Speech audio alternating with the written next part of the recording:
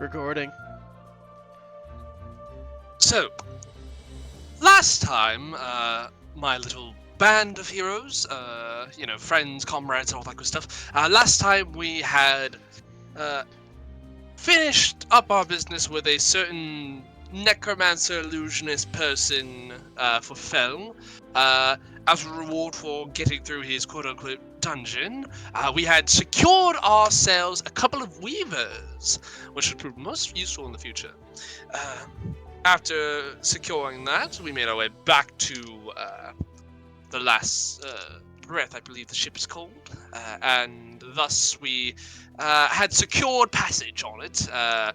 Commodore Crux finally sobered up after a little while Fell and Mr. Finch took to the duties of manning the ship, so to speak. Me and Odub, of course, made sure it was pristine and spotless. But after everyone was settled in, we set off for some other companion ally of Commodore Crux. Don't remember her name, a wizard of some sort, I believe.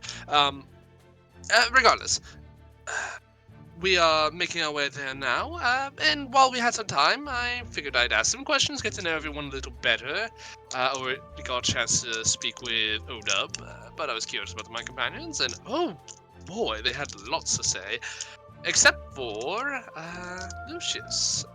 Seems he was a bit shy to speak up, and may have caused a little friction in the group, but we've surely patched that up, as we are not being attacked by space clowns, which is horrifying. I'd hoped to never have to face such a thing, but here we are!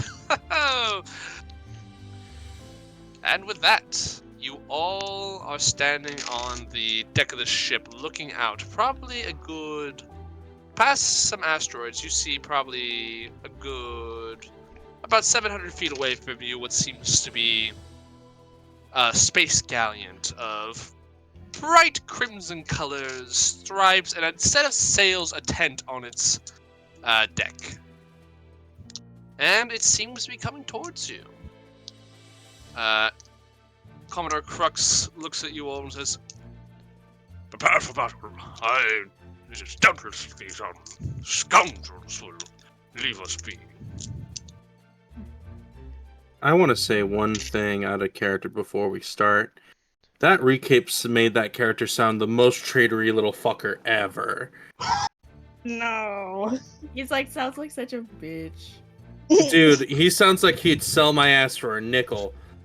He'd sell your ass for some good tea, dog, for that gossip. He's just like, oh, it's just business. Nothing personal. Personnel. Listen, I'm trying my best here, guys. Well, no, when the way he man, said, you're like, good. they gave me lots of good information, I'm like, you motherfucker. She's like, listen here, you little shit. I'm just saying, Lucius don't like him for a reason. Anyway, Commodore Crux is basically saying, get ready, we're about to get into a fight. Is this serious? I would Like, say are you so. actually fighting clowns? Space clowns, madam. They tend to be the worst sort. Madam. Oh, sorry. My brain is dead. COVID's a bitch. Madam. Understood. Madam Lucius. That would be a funny misconception that Winchester just held on to this entire time. Are you sure? Are you, really, sir? Huh. God. So, as you all have this moment to prepare, what would you like to do? Scream? Okay. Miko starts screaming and running around in a circle on the deck. I'll go get the Yes. space bikes. Can Yep, someone I'm cast casting this haste on my... Yeah, I can would say, love can to. someone cast haste on my little prism? I would love to. Thank you. We really got to remember to do that before these kind of things happen. Nah, it's fine. I don't need spell slots anyway. Fair enough. So, you cast Armor of Agathis and then put a quick haste into the Ioun Stone. Miko is panicking. Winchester, you're grabbing the bikes. Fortunately, they are kept close to the deck for storage purposes, as you know, if you ever need them, they're right there. Vera, you up to anything? Damn, I don't know. I do have a question. What kind of weapon systems are on the ship? So there's 2 ballista on this ship, and that's about it. This is a smaller vessel, so it's not like particularly well armed. The plus sides of the living ship, though, is that you don't have to worry about your air bubble ever expiring. And then 2, it's a bit more nimble than larger ships, so it can move a bit faster. I'll man a ballista until otherwise, because with my fucking movement, I could probably get from the ballista to the top of the ship in like a round. I feel like I'll be the anti-border sort of thing, because the last time I was on a bike, it did not turn out well for me. So, Fair enough. And just keeping in mind, the ballista are kept sort of on the top deck. So, like, you know how, like, normally where the steering wheel is, like how it's above the deck? oh well, oh no, I'm the acrobatic person's on the top of the ship. Wow. Yeah, I'll be okay. Okay, so you're manning a ballista. So you're gonna man a ballista. Anyone who is taking the weavers? Oh, I can take one. Well, Winchester can drive one. I was like, I wouldn't mind being on one. Yeah, I don't have any experience with driving one. I would say that we would definitely want, we would probably want Winchester driving Lucius in one, and then Maggie Veronata driving one with Donnie on it, just because we could have Maggie's main goal is just to basically like, hey, Donnie, have fun, and then kick him off the thing, right? And have Donnie take care of that. Whereas Winchester wants to be sort of range suppressing while having Lucius on the back throwing meteors. Yeah, I was about to say I could go like drive up to the meteors and then we can fling them. Exactly, right? So since you're going to be hurtling towards meteors, we want Winchester on the more dangerous duty of that, right? Since I have proficiency. Exactly. Okay. Of course, if we want Donnie and Maggie to be on standby on the boat itself and have their bike happen later, when if we get closer or something, that can work as well.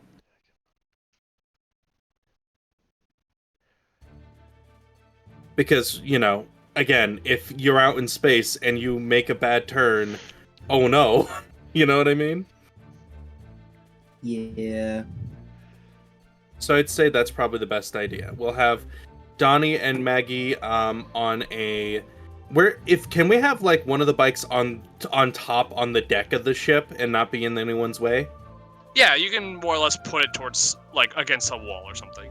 Yeah, let's have Donnie and Vera be on that and just being able to fling spells from where they are, and they can be our rapid response crew. Winchester Lucius will be our sort of not necessarily vanguard, but our scouting party to start chucking meteors. And do you guys have the weavers in your journal? Yes. Yes. Okay, cool. Just want to make sure you have that. And and Winchester and Miko, I put some additional features into your character sheet if you want to take a look at if you haven't taken a look at those already. Need to read. Yeah, the Heave Ho and Sentinel. Yep. Yeah, I looked at those earlier. Alright. Oh no, that makes me really want to be on a bike. Oh no. I want to use the bike. Well, I can always just steal it. Take it out for a joyride later. Yeah. Alright, so with that out of the way, you guys, we will start this encounter. So let me just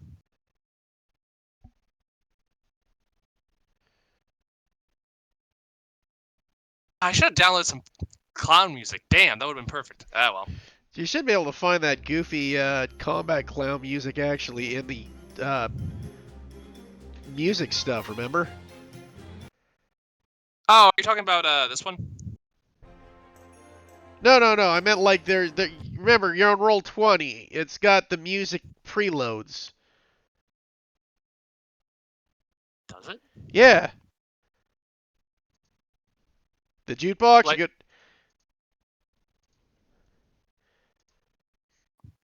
I'll figure it out later. For now, we Fair will enough. do. I'll, we'll I'll, just do that.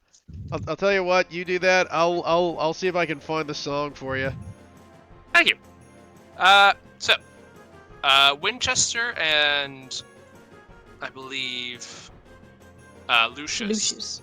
is. So, I'm just gonna have Winchester be your token for the time being. Okay. But just know it represents both of you. Okay. So, I'm not sure if you guys have noticed this yet, but these are not 5-foot squares. Each of these squares represents 6 or 30 feet. Mm. So, as you rev up the engine and get it off the ship, and you start sailing towards this space galleon, you do see this catapult-like device on the ship as like you're looking out towards it, launch something towards you. It's kind of got like a sort of white to it, and then you realize, and then just sort of these wings spread out as it seems like they're now flying.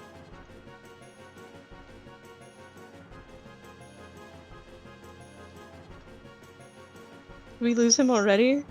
Sounds like it. Damn, that's record time. Every fight. It's every fight.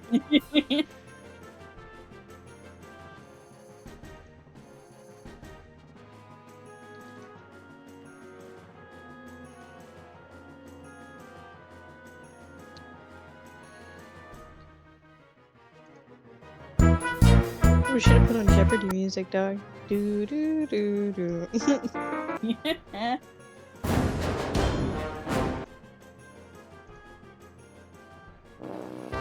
You know, if we ever did make a bingo chart for a session of this game, it would always be, does Michael's internet crash? Would be the one in the direct middle. It'd be the free space. It's like guaranteed each time.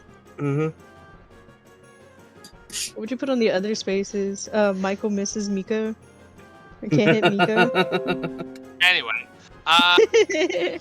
as these large custard pies got flung out into space, they sprout wings, and you now have a couple of... Problems. You do have a couple of problems, as... Where are... There you are, all the way at the bottom. You have a couple of, That's the wrong one. Bit bigger. You have a couple of pie fighters. Oh my god. What the fuck? I'm glad I was Goofy. able to inspire you, Michael. That's a good idea, I'll give you that much, Heath. Goofy. Thanks, I hate it. You And can now- blame me. That was all me. I created the pie fighter in my backstory. Alright, and with that, I'm going to ask that everyone roll for initiative. Very well. I don't have a token to click on for initiative, so would I just roll? Oh yeah, just throw yourselves onto the map behind the ship. Okay.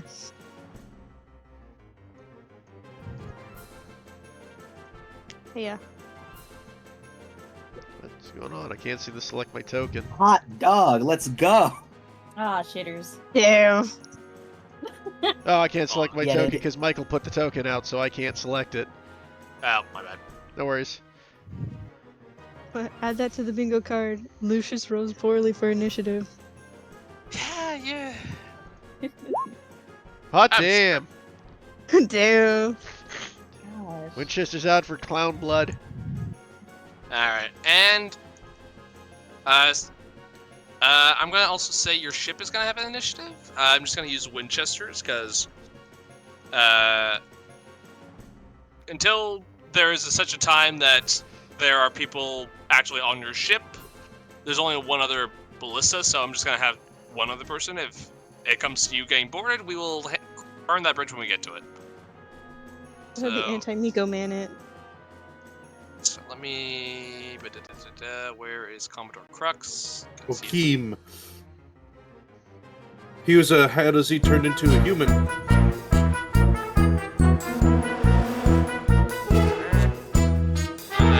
gonna have the space galleon have its own So, initiatives. so Michael, there is a song called Circus Tent. All right. You can get it right out. Just go into the manage audio. It's in the incomplete tech. You just type in circus and then it'll pop it up. If you want to look at that one. Oh, so you said incomplete tech? Yeah, yeah. You go to tracks and then it's the farthest one to the right, Incompetech or whatever. Ah, okay. And then type in circus. There's also an evil Pop Goes the Weasel. I'm pretty sure. Just have spinning monkeys play in the background. Shenanigans. Shenaniganery. Let me see here.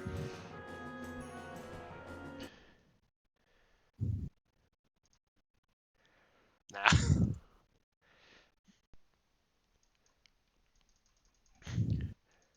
Try the evil Pop Goes the Weasel song. Actually, that's a goodie.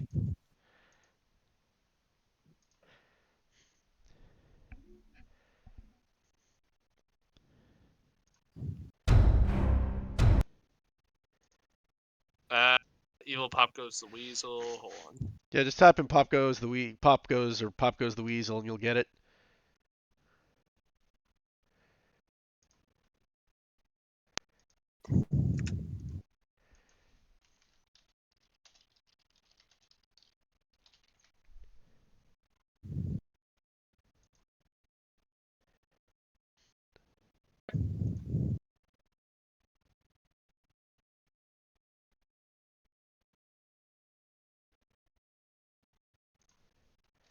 Magic game. Perfect.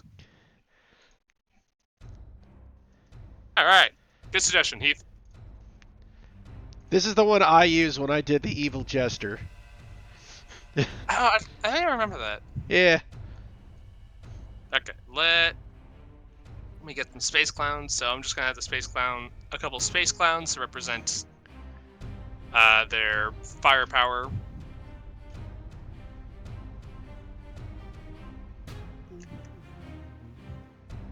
All right, and then 2 more for the pie fighters. Good.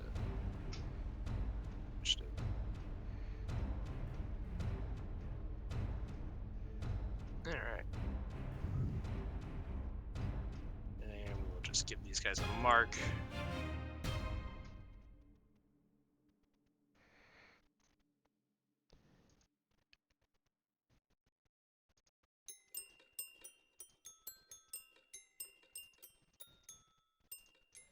Space Clown. All right, first.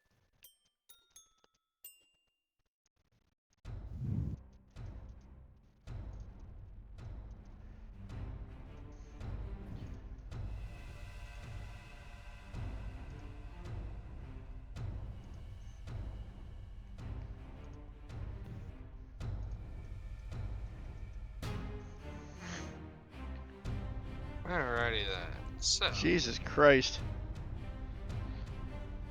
Oh man. All right. Well, Man, I was so excited I rolled high for a little bit and then was immediately humbled. I'm sorry, guys. No, you're good, man. At least I'm going first. Alright. Just because Winchester. they're high in the initiative doesn't mean we're not going to kick their ass. We bet to taste these asteroids. So I got 150 feet of movement, right? With the bike? I believe so.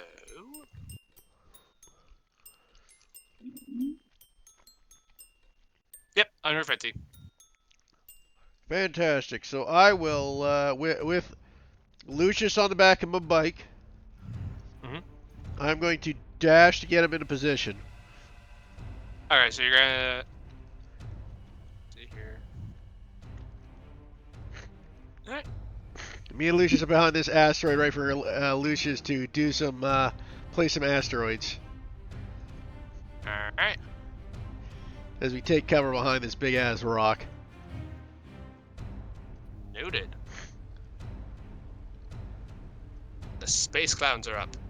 So, they are actually going to move their galleon a bit. galleons are bigger ships are slower, so you will have a little time before you get into range of their weaponry. And just for your references, ballista have a range of, I believe, 120.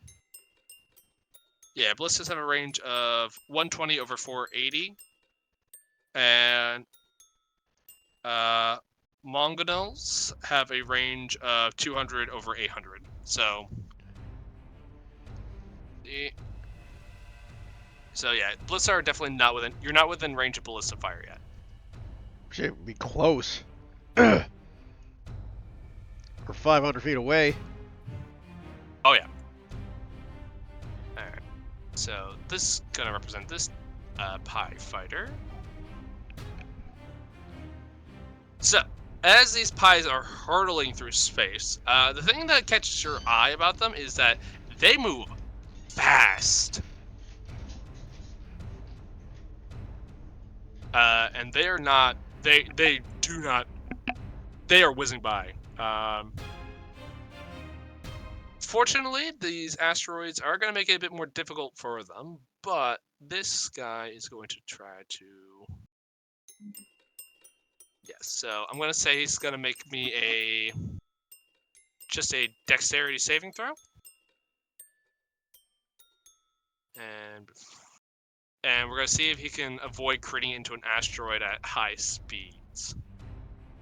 Mm. And just make sure You roll a 3.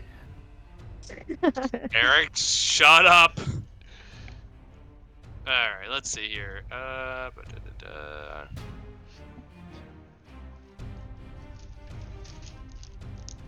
No, that'll definitely do it. So, this thing just goes whizzing by with, like... And as you see it, it seems like it, like, has very little capability of being able to, like, steer. It's just more or less trying not to, like, crash into anything at this moment. This clown, you're not within range yet, so it's just gonna stay there. Your ship, Commodore Crux, is going to give Fel the command to start moving the ship. And just start moving it a bit closer to try to not careen into an asteroid. Donnie, you're up.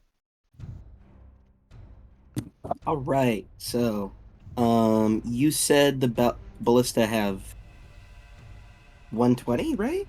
Yep. Can Donnie man one of the ballista and take a shot at that PIE fighter?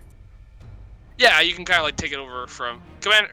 Crux is just kind of like standing by to be ready to fire it, but if you're taking over, that's perfectly fine. But yeah, you can fire it. There's nothing else I can really do at the moment.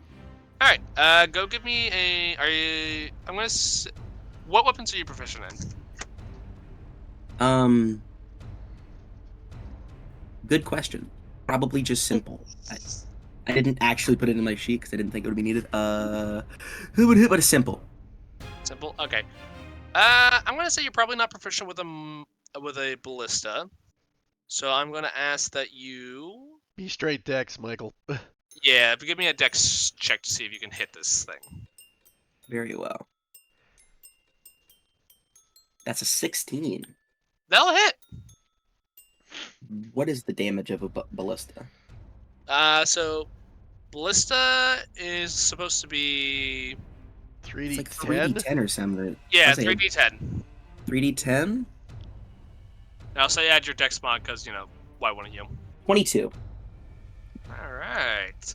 With that, you see the ballista hit this pie dead center, and you just see the pie just splatter into just goop. You also see what seems to be 2 space clowns just flying out of the wreckage, and they immediately start to suffocate. Dude, these things are super glass cannons. Indeed. So, just like TIE fighters. Indeed. And I don't get anything else for my turn, so that will be all. All right. Miko.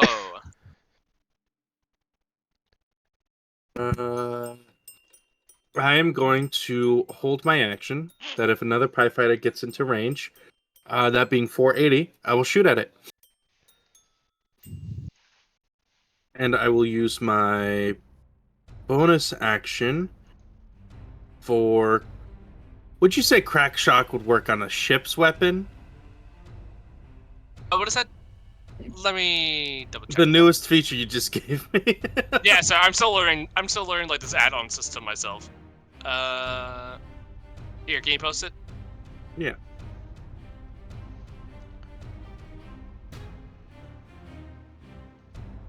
I'd say yes. Alright. I'll say it I'll says use my vehicle's bonus weapon. action to activate Crack Shock, and then if the next PIE fighter gets into range, I will shoot at it. All right. The next PIE fighter is up, so it is going to try to make its way through the asteroid belt to get to. Oh, this guy's a little closer. Let's see as he gets in. He does get within your range. Do you want to wait until he's after he gets out of the asteroid belt, or just when he's within your second increment? When he's within my first increment, the 120, so it is just a shot with advantage. Okay. So he gets to about here. No, Dex check to not careen? Nice. Oh, right. Let me go check that real quick.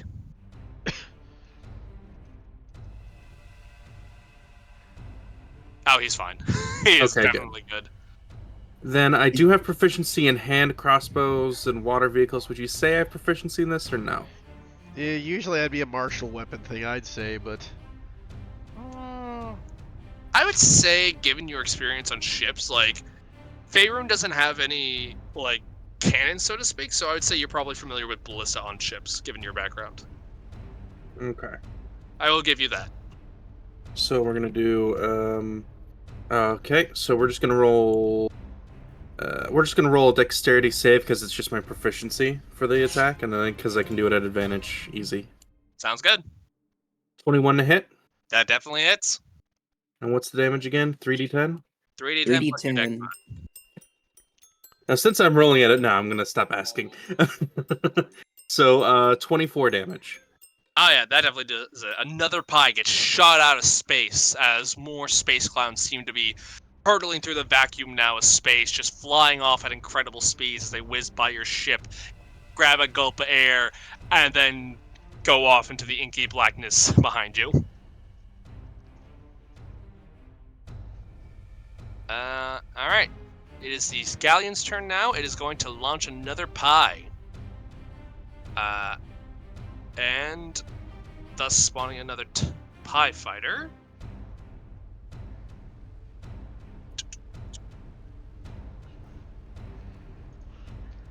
Alright.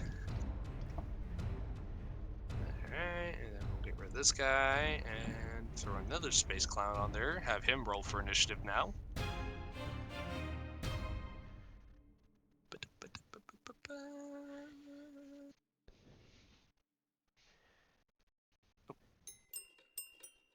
There we go. Okay.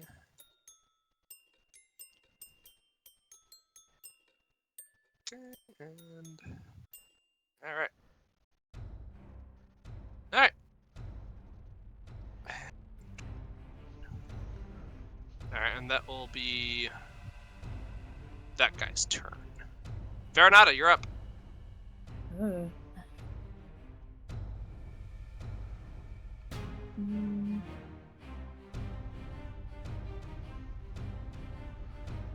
I don't think I have anything I can do right now.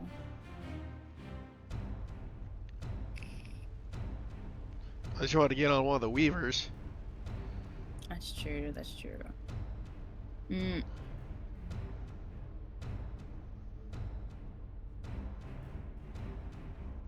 But I don't think I need to get on one of them now.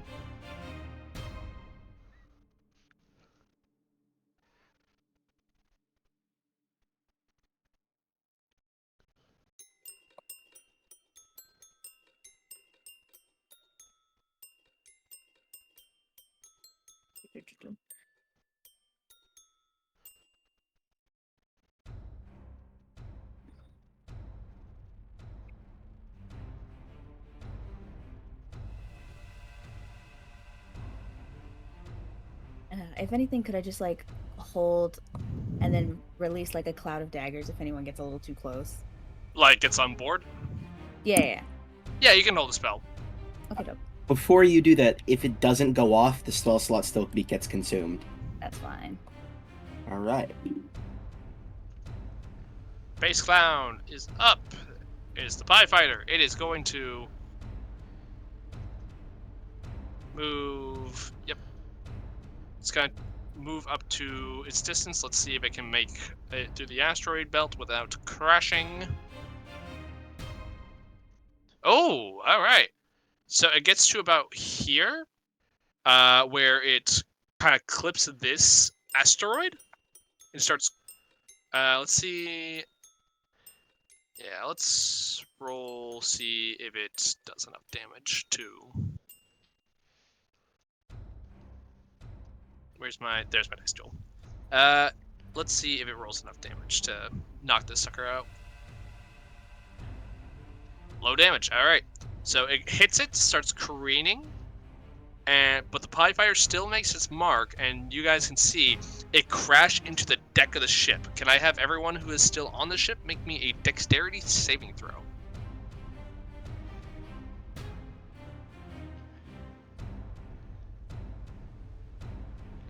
Or Donnie. Oh damn. No, I don't even say anything at this point, man. It's just I'm telling you, the Roll20 dice roller fucking hates me. Alright. Alright, and then we're gonna give Crux one, because, you know, he's there. He exists. I need to reopen his sheet. I remembered, I crashed. Crux, there you are. And he makes the stick save. He does! Alright, so Donnie, you're gonna be taking full damage, everyone else takes half. You'll be taking... Alright.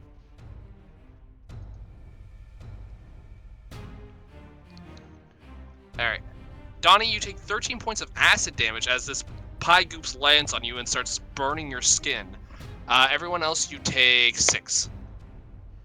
I'm going to use my How to Z Resilience and see if I can just reduce it to 0. Yep. Alright.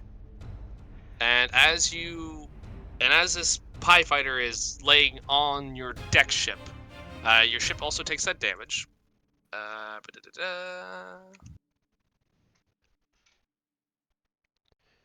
And you see 2 space clowns climb out of the custard and are very visibly armed.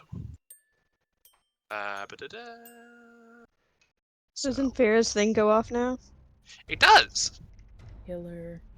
Get him, Vera! Stick him! It's not that much sickening. It's like 4d4. Hey still man, believe damage in is you. damage. Yeah, I still believe in you. Any damage is good damage.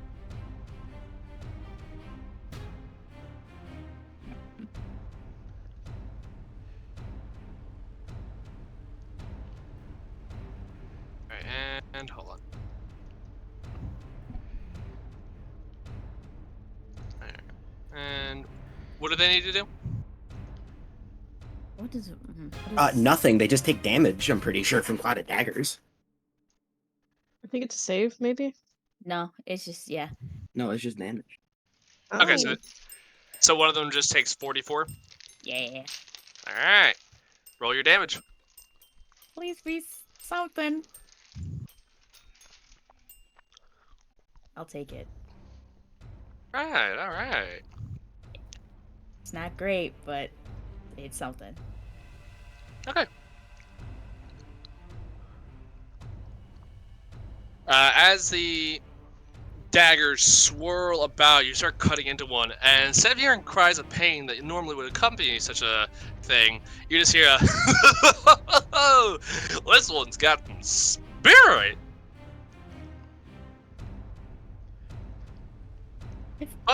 It's oddly cute. I kind of like it. I was about to say the opposite. Out of character. That gave me fucking. I don't like that. That made me unnerved.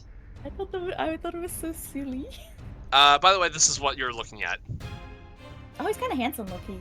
He looks What like the a juggalo. fuck? What the fucking excuse me?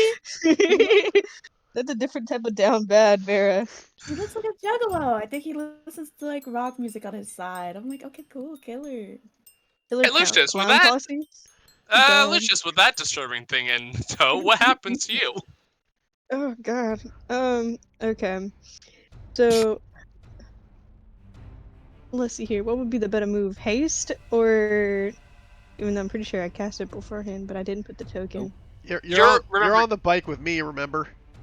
Yeah. Okay then. Our point is Then- to try to launch meteorites at this ship or whatever. I'll say just start hawking We've rocks, got the dude. clowns. Start blowing up the big one. Okay. Then I'ma cast Pulse Wave on the asteroid, launching it at the fucking ship. All right, give me there we go. All right. You know what? What Alright. might be better is to hold your action to do that, so we can get to a meteorite, so we get a straight shot. Because I go right after you. Then yes. Because otherwise, we're going through 2 meteorites to hit it. Yeah, I was wondering. I was like, well, But, he put me right here. Yeah, well, that's as far as I could have got, right? But since you're Okay. right after me, we just set it up for you holding your action and me get in position. Yes. So Alright. I will do that. I'll hold my action until we get into position, and then I'm gonna cast that. All right, it's like a plan. All right, Winchester. Fantastic. Let me just look at the things I can do. I will spend a dry point to double my speed, All right. and I will move here. All right, and as you get into position, Lucius, you. By the way, how do Mike- you get- Sorry. Oh. I was going to ask, with Heave Ho, it says station. When you use your action to do a 2 different stations. I don't know what the hell that means. Oh, stations are Different basically things the on the vehicle ship. action. Yeah, it's the vehicle action. Okay, so I just did it, but that's not an action. I did it, so I don't get the bonus for that yet. Yes, Okay. I believe so. All right, so Lucius, as you approach this asteroid, how do you cast your spell? Okay. I'm gonna say that can't speak. I'm gonna say that we get right behind it. He'll put his hands on top of each other, like one on bottom, one on top, facing opposite directions. He'll twist them to aligned, facing the same way, and then he'll open his palm. It's kind of like a ha, and fucking launch that shit. You know what? I like it. Roll me this 66. Okay.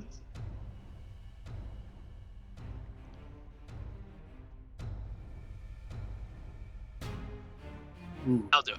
So, you do that and you launch this asteroid towards the space galleon.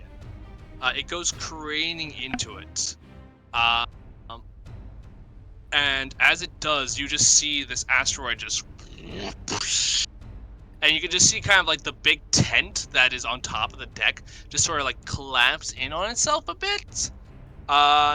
You're dealing a good amount of damage. I'm gonna say with this clever play.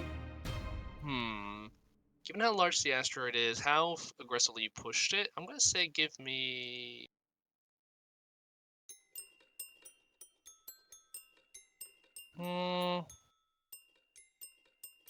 Give me 15d6. Oh shit. Okay. I like this play. This is a very good idea. You're using your environment to your advantage, so I'm gonna say it's gonna do some good damage. As Well, you that, push and we it very- just launched a meteorite half the size of the ship into it. Yes. There's also that. So, as the ship is careening forward, it doesn't have time to make adjustments as this asteroid just suddenly comes colliding into it as they kind of approach each other, dealing a good bit of damage to the ship. Alright. Did a very sizable chunk of damage there. You told me how much damage or hit points the ship has, and I already blanked on it. Around 400. Good. Okay. A good chunk. It's Oh. gonna take a while to take out. I mean, So I will keep At least- moving.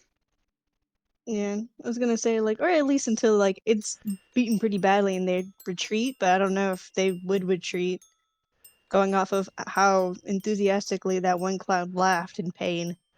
As far as I can get, that's all my movement. So then I will shoot it with the ballista. I'm a sharpshooter, so fuck your increments.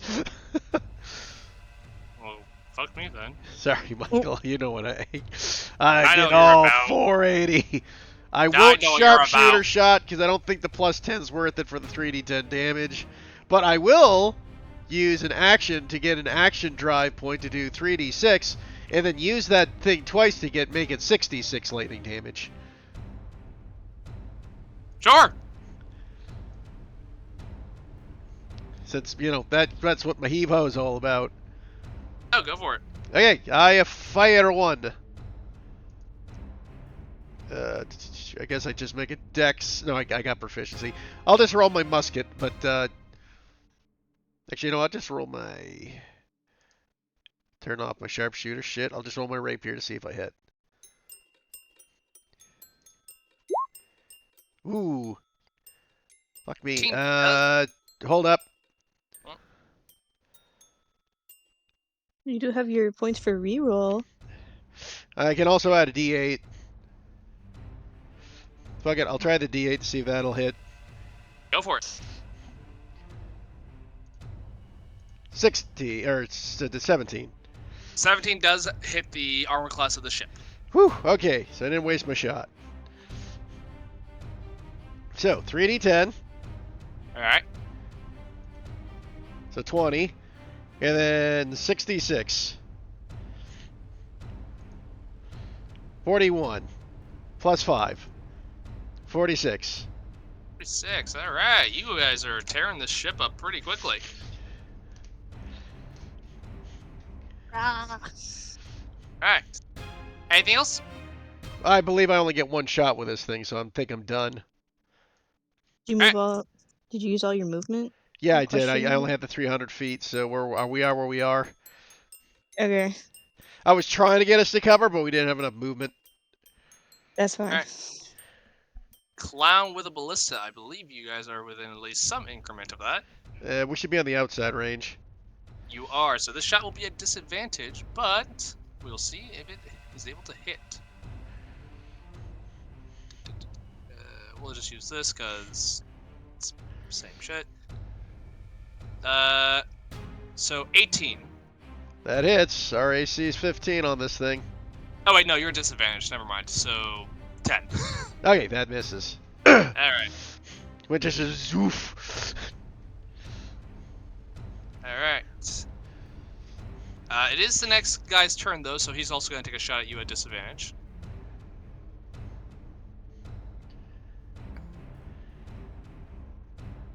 That's going to miss with an 11, I assume. Yeah, AC 15. All right, and this guy's going to move just a little. It's going to keep the ship moving towards you. Nice thing is we blocked its path with that big ass meteorite. You did. You did. All right, Commodore Crux. Yeah, he's just gonna keep. Now that there are enemies on the ship, he is going to tell both Donnie and Miko. Stay on the guns. I'll take care of this. He is going to do things because he can. I don't know why, but a part of me thought he was gonna like hop down the deck and just squash, like sit on one of the clowns. That'd be hilarious, but he also has other things he can do. He's going to pull out his musket, and he's going to take 2 shots at the one that was hit by the cloud of daggers. Oh my god, we have not one but 2 gun-wielding hippos. Indeed, you do. Gun-wielding That's like the whole hippos is the bit. society. Yeah, that's their whole I'll say that's the whole society. bit. So he rolled a 9 and a natural 1, so he does not hit with either shot. He should stop being fucking drunk. alcoholic. That's what I say. He's fucking drunk, isn't he? No, surprisingly, he's sober. He's just, it's been a while since he's He's one had of a... those people that's a better Well, shot there's drunk. Problem. He needs to be Maybe. drunk. Maybe. Alright, Donnie. Use his bonus action to take a shot from his flask. There is no incoming pie fighters, and there's 2 clowns on the ship. Take care Correct. of the clowns. Trust me. I would say, yeah. Donnie's going to completely disregard for what Commodore Crux said, hop off the ballista, transform, and I'm assuming there is no actual battle map, so is Donnie able to close 30 feet to get to one of these clowns? Yes. There is a battle map, but it would require me just moving you back and forth constantly, and that would be a pain in the ass. So I'm not doing that right now. Theater of Yeah. the Mind's fine for that fight. Theater of the Mind, I can reach him. I'm gonna beat his ass. Go for it. I mean, it's a ship. It's not that big. 23. That will hit. Which one are you attacking? The one that spoke. All right, so that'd be the one, the Cloud of Daggers. So 12. Yeah, Yeah. 12 points of damage. Yep. All right, Second hit. go for it. Natural 1. That's gonna be a miss, my friend. Yep. All right. Since I missed twice, I don't get my third thing. That will be all. All right, Miko. The captain said you stay on the gun, but there's clowns.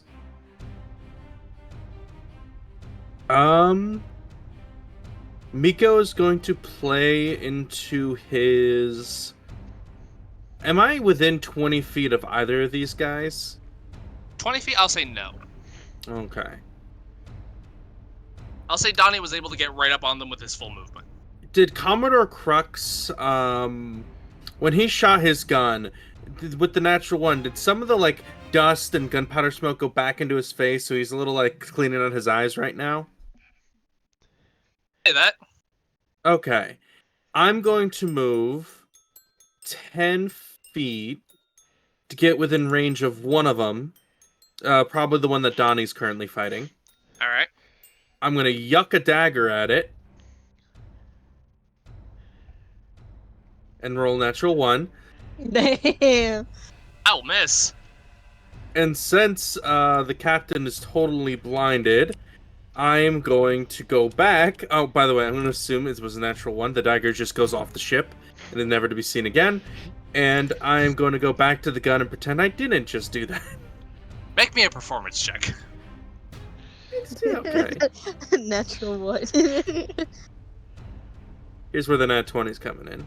Nope. 2. All right, we're going up. We'll get to 3 We're with going the up. next We're one. going up, boys. Governor Crux just goes, "Stop it!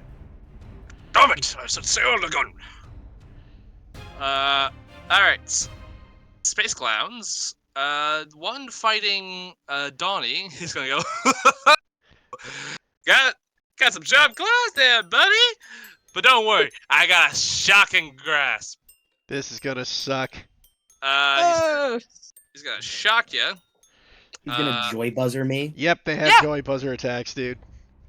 Fucking I have I've Joker never seen Arkham their Knight. stat block, and I refuse to look at it. You really shouldn't. He did roll a 20 though to hit. damn. Oh, fucking definitely, absolutely. He takes 15 cold immediately, but yeah. Duly noted, but you take 19 points of lightning damage. Told ya! I told you, these things aren't fun, man. These are brutal. Well, at least Maggie's finding it hilarious. You. So your shield explodes and it goes.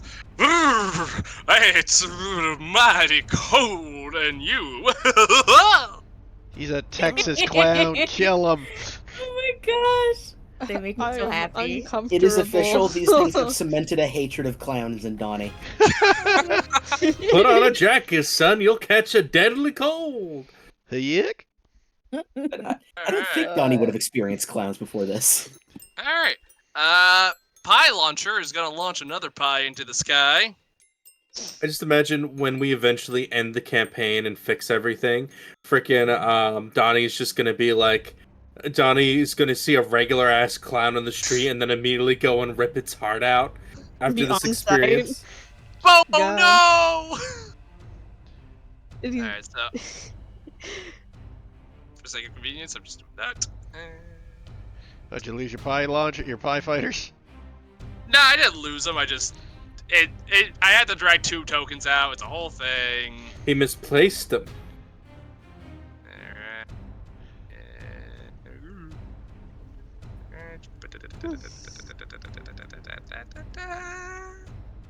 I thought I was somewhere else. Okay. That's their turn. Veronata, you got 2 clowns on the ship. The cloud of daggers. Oh yeah, the guy didn't move, so he takes the cloud daggers, right? Yep. yeah. Still takes 44. All right, do it. It's good that these, Masso clown. good thing these things aren't very smart, at least. Where is it? There it is. It just makes it The wrong worse. thing. There it is. Oh, why the fuck is it? There it is. You're Okay. consistent, at Solid. least. I would say you're nothing if not consistent. Can I You still are toll? Can I still toll the dead on one of them though? Yeah, that doesn't require your action or anything. That's just holding it. Yeah, you've set it up, so you're good. But yeah, you can toll the dead on it. Yeah. It's gonna make a whiz save. CCC. Please fail it. Please be. I got a stupid. 5. He failed it. Hardcore. Why is it always the? You're nothing if not consistent. Damn. This space 777 days. jackpot, man.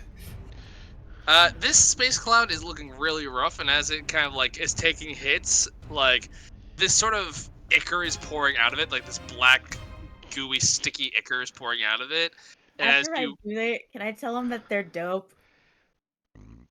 sure, I would be like, I think you guys are really cool. I'm sorry I have to do this. and it goes, oh, don't worry, the circus is always looking for new talent. Oh. I got. I felt that in cringe my- every time you do that accent. Mostly because it just makes me uncomfy. Do you want me to stop? Vera No, felt it's that. fine. It's for the immersion. Vera felt that in her heart. immersion. When one of them dies, they'll be like, "The circus is always in town." God. Alright. Maybe, maybe it's the accent getting to me. I don't know. Second space clown. Ooh, loads of targets. Veronata, though. You did damage his buddy, and What about the Sorry. big scary monster? well, he doesn't want to get next to the big scary monster. What about the hippo who tried to shoot him? I The don't hippo- have reactions. He hit me with shocking grasp. No, it's not He a. could just. It wasn't an Oh. It was just. A Oh, it's not actually shocking grasp. Okay.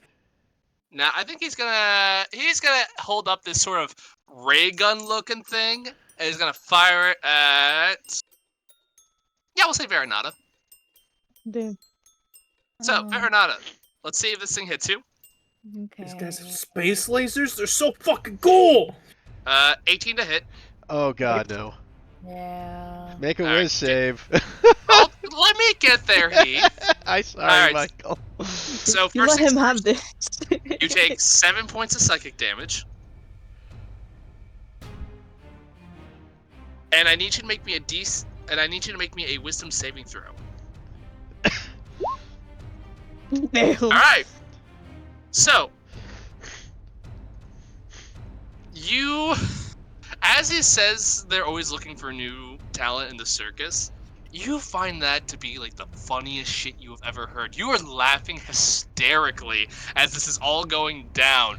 You are considered incapacitated. That's beautiful. That's great. You are free to laugh maniacally if you wish. No, I'm good. It'll hurt. Just. You're on a Alright. motorcycle. In space. Oh yeah. Let me see here. How far away is that dude guy? A lot away. Okay. Once again, I'm gonna hold my action and probably charge up another pulse wave. You are charging up another pulse wave. I'm saying Kamehameha or some shit. Then just takes me that long to say it. Yeah. Winchester! Okay, I'll move here to get that launched. Or I guess, yeah, so we should launch it there. Alright, and Lucius, are you aiming at the ship or the pie fighter? Winchester, what would be better? Go to this rocket and launch it at both. That's really your call, honestly. Well, I mean, I want to do the damage. I figured the bigger threat is to take out this. If you can take out that guy, I mean, I could probably take care of the pie fighter. yeah, then I'll launch it at the ship. me your damage again. 66, right? Yep. Okay.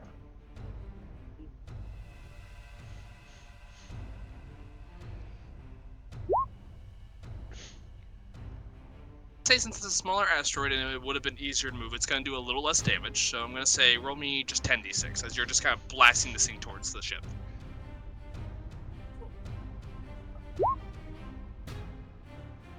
Another smaller asteroid. Like, it's still a fairly big thing. It's just not as big.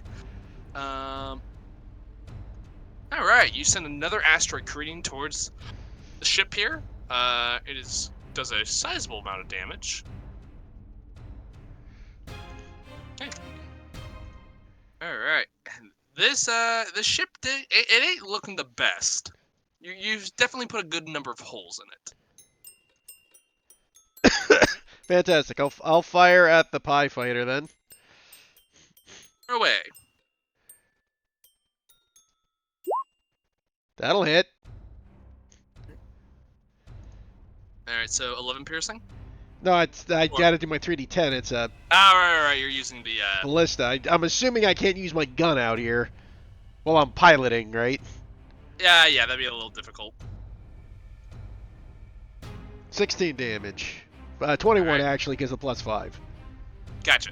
That would definitely be enough as this space clown, as this pie fighter you shoot the ballista and it just splatters caustic custard everywhere.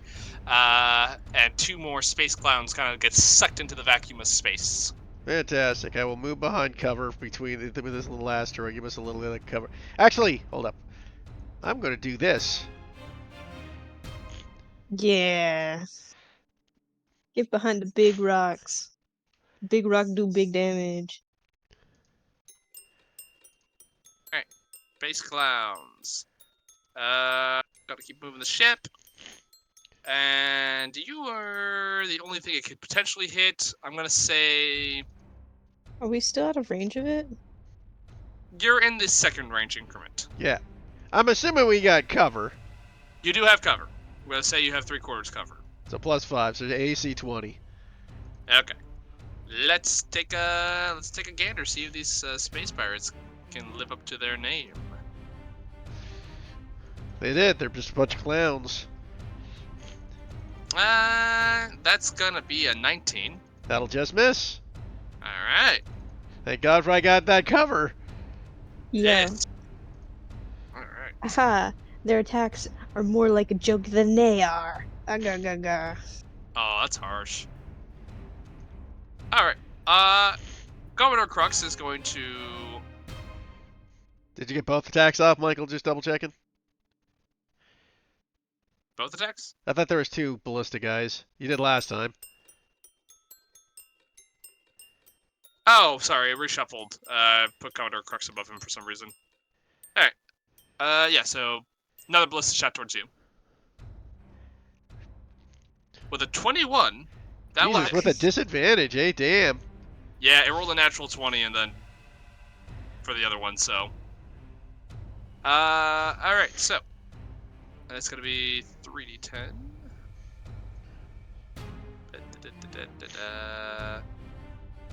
This is what I get for talking shit. Alright.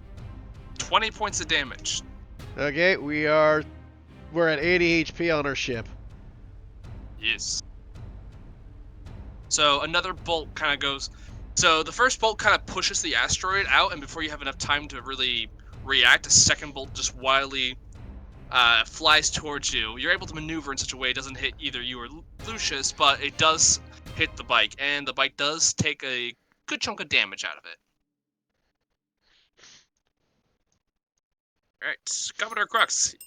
He is going to try to finish off the one that Donnie is engaged with. Because, god damn it, Congratulations on the engagement, Donnie. Mm.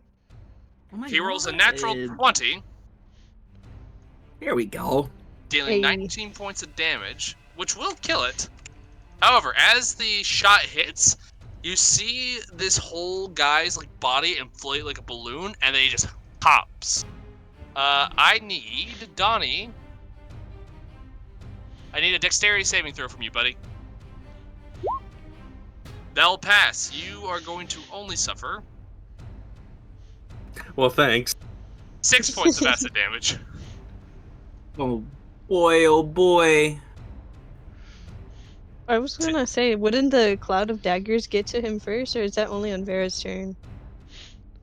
So I think it's at the start of that guy's turn. Yeah. Right? Okay. But she would have lost concentration because she's incapacitated. Mm. Okay, that makes sense. Commodore Crux will then whip around and try to shoot the other one.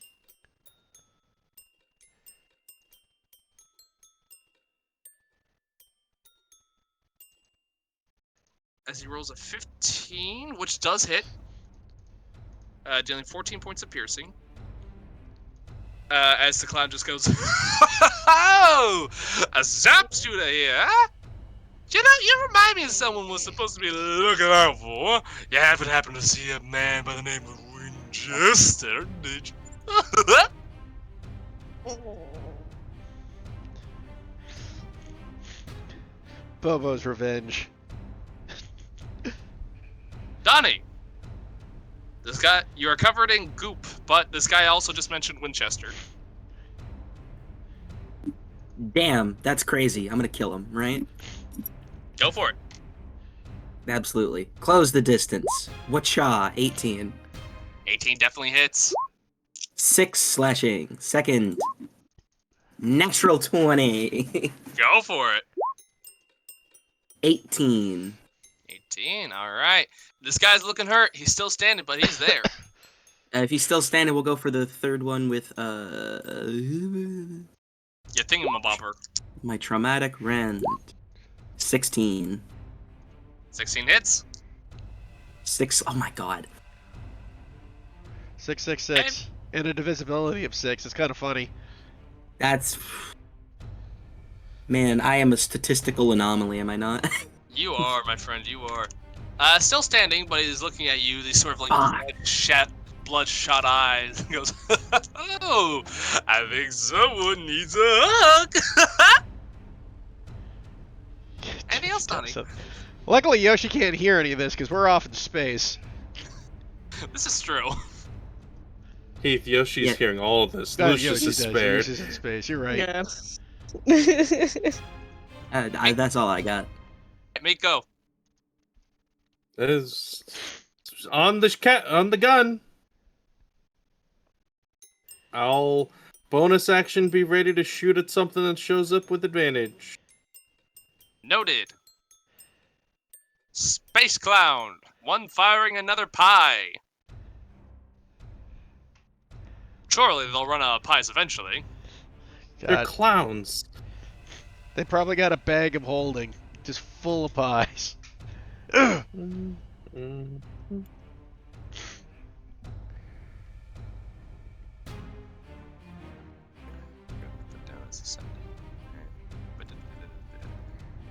Alright, that's their turn. Oh, and on Crux's turn, the ship does move a little. A little further. Little bit. Yes. He's dashing towards the enemy ship. He's dashing through the space in one horse open space. Veronata. This is hilarious. Like, the guy exploded after getting shot. Like, that's hilarious.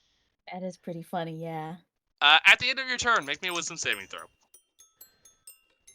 Can I do any? I can't do anything else, right? Because Nope. this is fucked up. Alright, so you are able to come back to your senses, and oh, it hurts to smile right now. It, like you are, oh, that was good times, good times. But that is the end of your turn. The fuck? A You're space like wheezing for breath. Exactly. Space Clown looks at you, Don, and says, "Come here, son. Bring it in." As he's gonna attempt to joy buzzer you again. Yup. 14 to hit. No, sir. All right, he goes in for the hug, but you just kind of like just duck down beneath and just kind of step back before he goes, Oh, don't worry. I'm sure you'll open up to the family in no time. As he says that, he gives a big smile, and you see these sharp, jagged teeth as he's just looking at you with a sort of like bloodlust in his eyes. These aren't good jokes, you know. You know what's a funny joke, though? Your mother. Do you just not grace him with response? No. He goes, "Your mom!"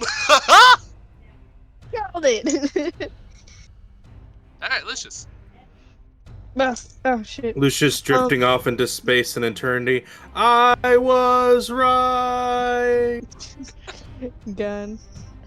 I'm once again pulse wave this asteroid into the ship.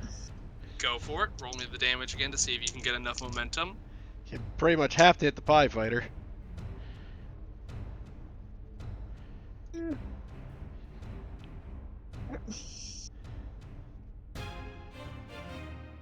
Let's go. That'll do it. You are able to push the asteroid. I'm going to say the Pie Fighter's going to get a dexterity saving throw to move out of the way.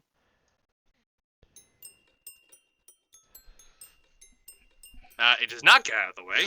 So it goes splat. So it's going to hit the Pie Fighter and the ship. So roll me 15d6. How many? 15d6. So you're able to just as you're just fleeing asteroids into this thing. Alright. So, yeah, that Pie Fighter is gone. The ship takes a sizable chunk of damage.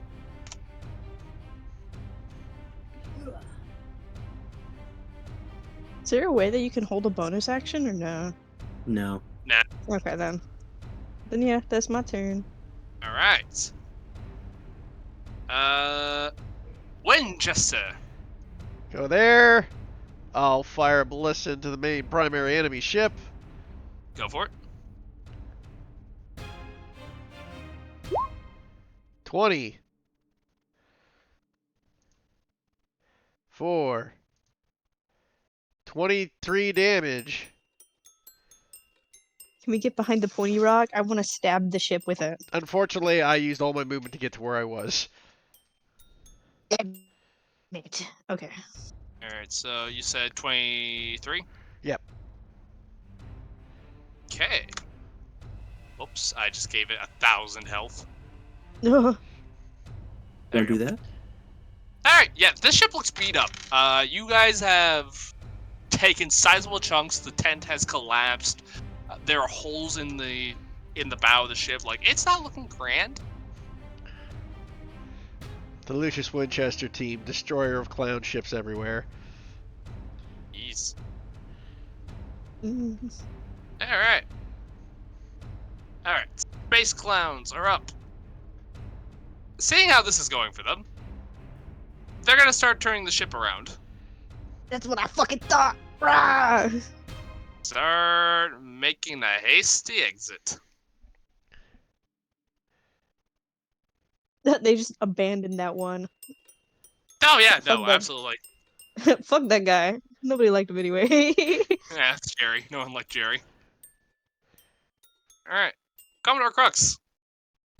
He's gonna shoot the last guy on his ship, because fuck that guy, right? He's gonna get a natural 1 God damn it. and a And 7. this guy fucking sucks. Listen, he's doing his best. He's no Winchester. Damn alcoholics. Just 2 more shots. The first one, like, it's a misfire and just like smoke goes back into his eyes. Second shot just goes off into the above and beyond. He goes, "I need to get this thing looked at." In reality, he just doesn't care for his gun like Winchester does. Yeah. If he looks over at Miko, Miko's just looking like a sad monkey. He sees you. He's like, "Fine, get your ass down here and finish this off." Space clowns. They're gonna take a pot shot at you, Winchester and Lucius. I'm assuming I got at least half cover with the asteroid. I'll say yes. 22 to hit. Fuck me. Yeah, it hits. All right. Damn.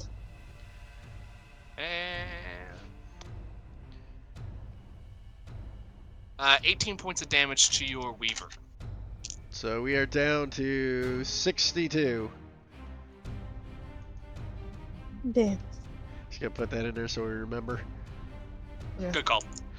All right. But yeah, another ballista bolt comes at you. Seems like they're willing to keep firing at you as long as you pursue them. Donnie! Murderous space clown in front of you. What's up? Claws. Go for it. 14.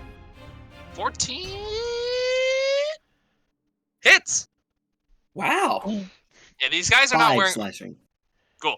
These guys are not wearing any armor whatsoever. Second hit. 10. Miss. Yep. All right, Miko. You were given new orders. What are you doing? Run up. It's time to stab. Come on now, everyone. Let's do the space stab. All right. Touch out real smooth. And I miss, probably. 13 does hit. Hey! Oh! All right, Miko. How do you want to do this? I want to stab him in the chest.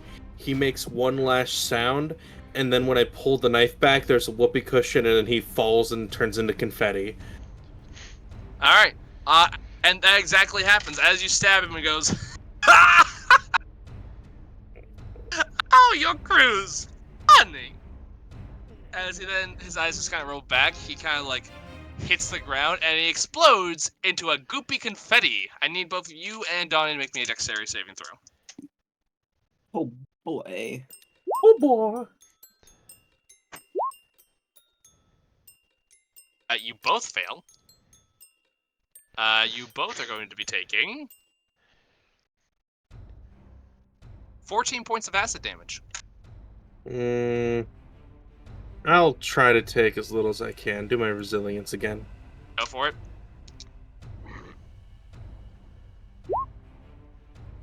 So only take 8. No, 6. There we go. 7. 14 minus 7 is 7. Oh, I thought it was 13 again. I'm sorry. All good. So 7 points of acid damage to you, Miko. Donnie, you take the full 14. Alright. Looks like the ship is going to launch another PIE fighter as it continues its retreat. PIE Fighter's like, what the fuck? I wonder, can I hit an asteroid into another asteroid to cause a chain reaction or no? Don't You forget will lose. Don't forget you also can hold actions. I can still move.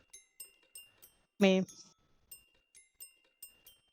Are we Alright. finishing them off? Or I is say this we the kill game this plan? goddamn ship. Yeah, we're killing these clowns. Okay. Let's do it.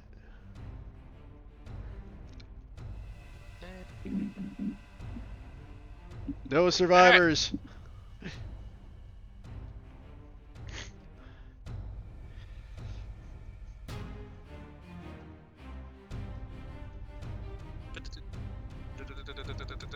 Alright. That'll be them. Veranada. Damn. Not too sure. Ladies. Not too sure. You can do on your turn. You can always just skip your turn. Yeah, I'll skip it. I'll skip it for now. Alright. Veer's still Veer's just taking a sweet sip of corn syrup, resting up. Noted. After a hard day's work, nothing Alright. tastes better than corn syrup.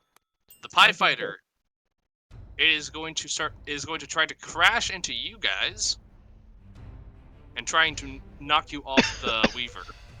Suicide bomber. So I'm gonna say it's gonna make a dexterity check against your vehicle's AC. Sound good? Where? I guess. I don't know. I mean, I have no idea, Michael. It's your call.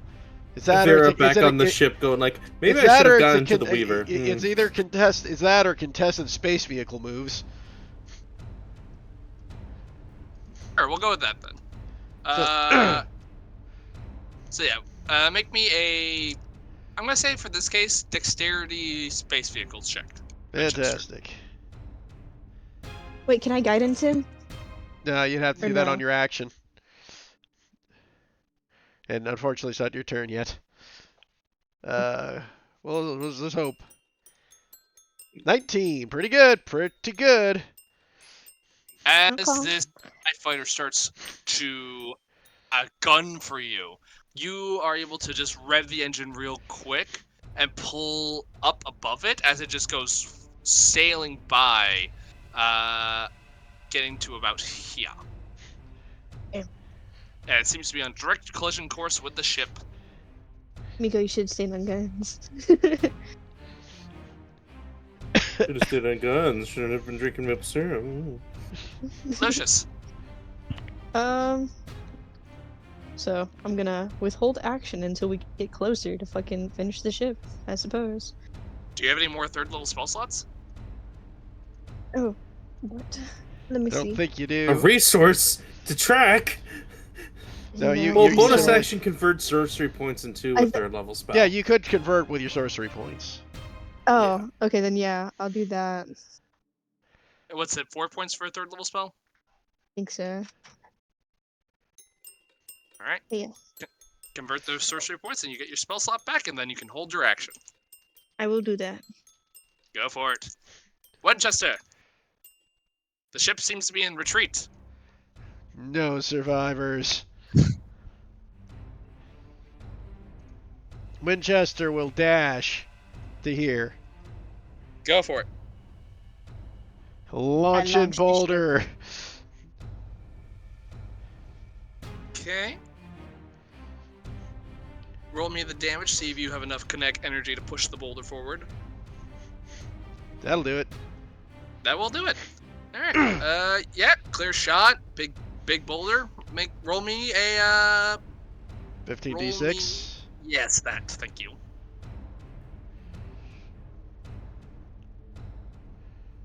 Pretty good. Pretty good. They're rolling pretty consistent. I mean, we've done close to 400 damage this thing already. Holy crap. More like 300, but you're getting there. 2. All right. So the boulder.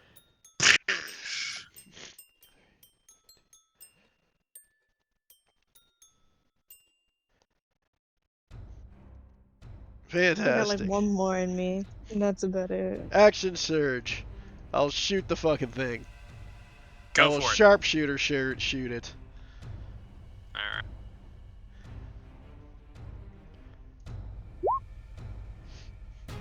$12. I'll use my last D8 to see if I can bring it up to hit it. Go for it. That does it. That will do it. All right. Roll your damage. So it's 28. No, 20 the 30. Sorry. Plus 5, 33. Great. All right. Yeah, you guys have done a sizable amount of damage to this ship, but it is still kicking. Let me see here. So 33. So carry the 1. That should put it at that. Okay. Yep. It's not look good. It ain't looking good. Well, the rest of my move to go behind the cover. Okay. Alright. These guys are no longer at disadvantage because you are within range. So they are going to pop against you because you are very threatening to them. Chester, I think we've done enough. They're retreating.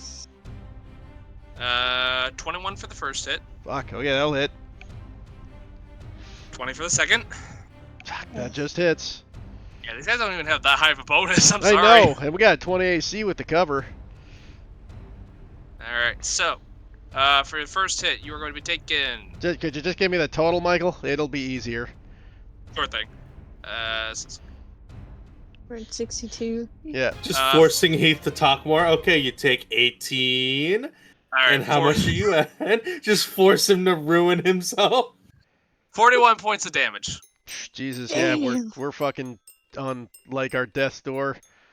Yo, you're at the part of GTA where your car's doing black smoke. You're like, ooh, I think I could drive this for another few blocks, but All right, that's them. Commodore Crux, he's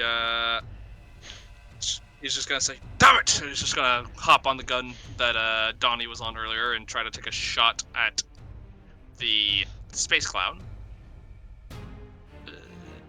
Let's see if he can do it. Come on, Commodore Crux.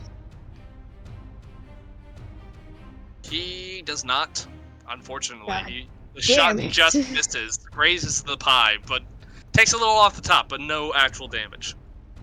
I'm not mad. I'm just disappointed. Me too, man. Alright, Donnie. So that's not just a space clown in space. That is a whole ass pie fighter. That's a pie fighter coming right at you. And there's 2 ballista, and they're already being manned. Well, one of them is. I think, one of them is. Miko hopped off. Let's go. I'll hop on the one Miko was on. Roll me an attack. Absolutely. That's an 18, baby. That'll hit. Remember that 3d10. 9 damage. So, you launch this ballista bolt into the pie fighter, but it's still coming at you. It is still alive. Yeah, I've got nothing else. Alright. Miko. I turn Pie on fighter. the last Weaver. Alright. I get on the Weaver. Alright. I move the Weaver 10 feet. Alright. I shoot the Weaver at the fucking last one. Alright, so the ballista bolt at the last one? Mm-hmm. Or are you, like, dive bombing the pie? No, I'll be just shooting a ballista bolt at it. Go for it. That'll hit. And whatever you roll, you definitely kill it. So, this guy, you quick thinking, hop on the Weaver and just kind of aim it up towards the dive bombing pie that is heading toward you. Launch a ballista bolt right at it, and you can see the pie just scatter into custard as it just hits the rigid void that is space. Space Clown launcher. He's just going to launch a regular pie, not a pie fighter, but just a regular caustic pie. And it's gonna launch it at you guys because, you know, you're still a viable threat. So we'll see if he hits.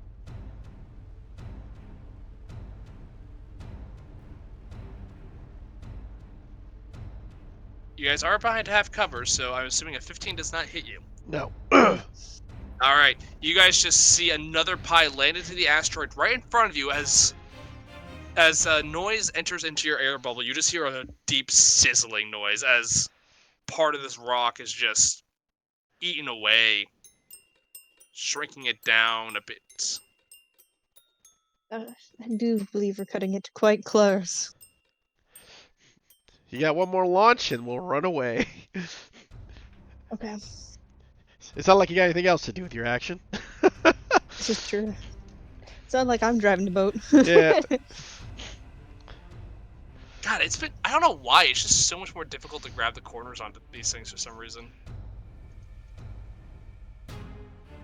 There we go. Can you So make it it- pointed, pretty please? I just want a pointy rock. Not pointed, but it is a little smaller now. Aw. Oddly Alright, enough, let's- that works because now it'll miss the other little rock when we launch it.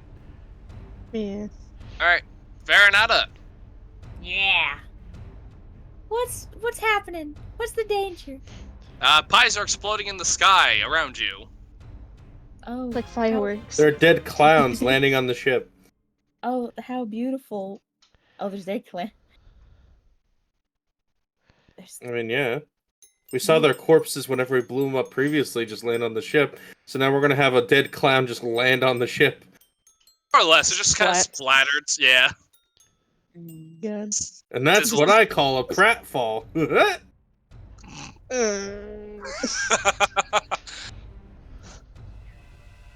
We could just clean it up. Well, we can have Miko, clean it up. no, not. We can have Make Hasty Hasty and clean do up. it. Yeah. Yeah. Make his ass do something. He didn't want to come out here and help. Fuck that guy.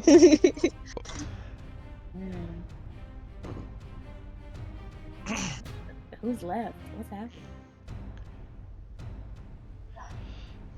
I'm not gonna lie, I completely forgot they were on the ship. His Odep and fucking Hasty are just down there playing Go Fish or some shit. Hasty Yeah, wanted to go up, but Odup's just like, no. Odup's just like, don't be hero. We said clean ship, here mop, clean. But there's acidic pies exploding. Odup just pulls out another force grenade. Like, you stay here. It keep you safe. Pulls the pin. He's like, oh god. You just hear a boom Don't let come go. down from below. I don't let go. Hear how it work. But nobody's on the boat. Not at the moment, no. Okay, dope. Damn. I want to get on the bike just to be curious. Alright. Because I'm kind of worried about Lucius and Winchester. Hippo. Yeah. Alright. Miko, Veronata hops on the bike, kind of behind you. Neat. Indeed. Alright. She's like all ready for a ride. Yeah. Lucius. I'm gonna use the last of my sorcery points, the fucking cast Pulse Wave once more and launch that last one into it. Alright, go for it. Okay.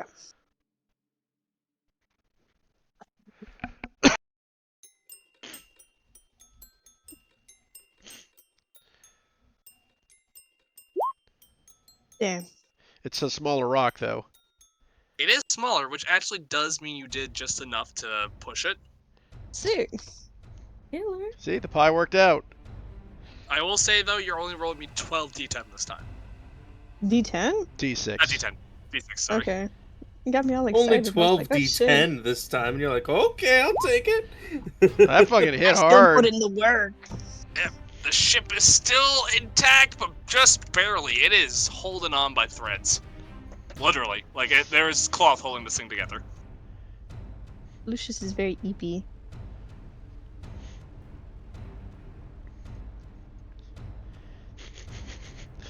But that's my turn. At it. Winchester. I'm gonna do a funny. Can I do a funny, Michael? That depends on what the funny is. Can I have Wait, Lucius hold the bike and I just like, hold this, please hold still, and I'll just stand up and fire my fucking rifle right into the side of the ship to blow it up? Say, unfortunately, you can't, like maneuvering in such a way to get Lucius to take the controls so you can operate your gun is probably not feasible at this Fair. moment. What if I used my tiefling tail to hold him steady? I'm gonna say no, because you need someone to keep the bike, like, operating the bike. Fair That's what I enough. was saying. I'd hold the bike and then like my tail would just. But what wrap about around him. Winchester's thunderous thighs? I'm gonna say no. Your tail does not have. It's not prehensile. Like you can't. You don't have an ability to use it like Miko does. That's fair. I'll fire. I just thought it'd be hilarious if I just take out my gun and blow up an entire ship. Would be hilarious. I will fire the ballista and hope for the best. I'll sharpshooter Alright. it because I think I gotta do enough damage to get over its threshold. You do have to do enough damage to get over the threshold. Can you move the last rock into the ship for my aesthetics, pretty please? Like here? I just want this rock to move. Which I rock? don't know what. What The rock that I just launched, the one that's in front of us. They did move it. I think you're glitching out, Yosh. Oh shit. Let me refresh. Anyways, let's hope for the best. Firing! Ah, fuck off. That'll miss. Does miss. It launches into the side of the hole, but does not seem to pierce it. Well, Oh, I got yeah. nothing I can do. We gotta get out of here. Let's get the fuck out of here, please.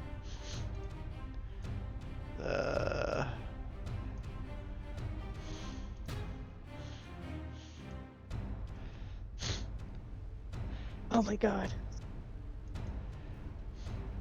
Their turns. They're gonna. Yeah, you're within their second range increment. There's no reason for them not to take shots at you at this point. Oh wait, Michael, So- before that, question. Answer. Can I cast shield on the vehicle? Shield of Faith. I want to post Shield of Faith. It says a creature. I'm going to say no. Okay. Because otherwise you could technically do it for the whole ship. I guess that's true. So, let's see though. Let's see if they manage to hit you with disadvantage. 14. Misses. 13. Misses. Guess who's Alright. still in my increment of range? Fair enough. Alright. Commodore Crux, he's just gonna... Ship. Donnie! I have sat back down. The pie fighter did not make contact. We're good? You're good. All right. Donnie is now thoroughly wounded. He's going to transform back and just like not die. Because That's he took a lot of damage. Indeed he did. Alright, Miko. Since it basically stayed at the same place, it does have at least one arcane drive point. I'll use it to double my speed for the turn. Alright. There's 300. There is 600. Because I can just make a dash as a bonus action. And then,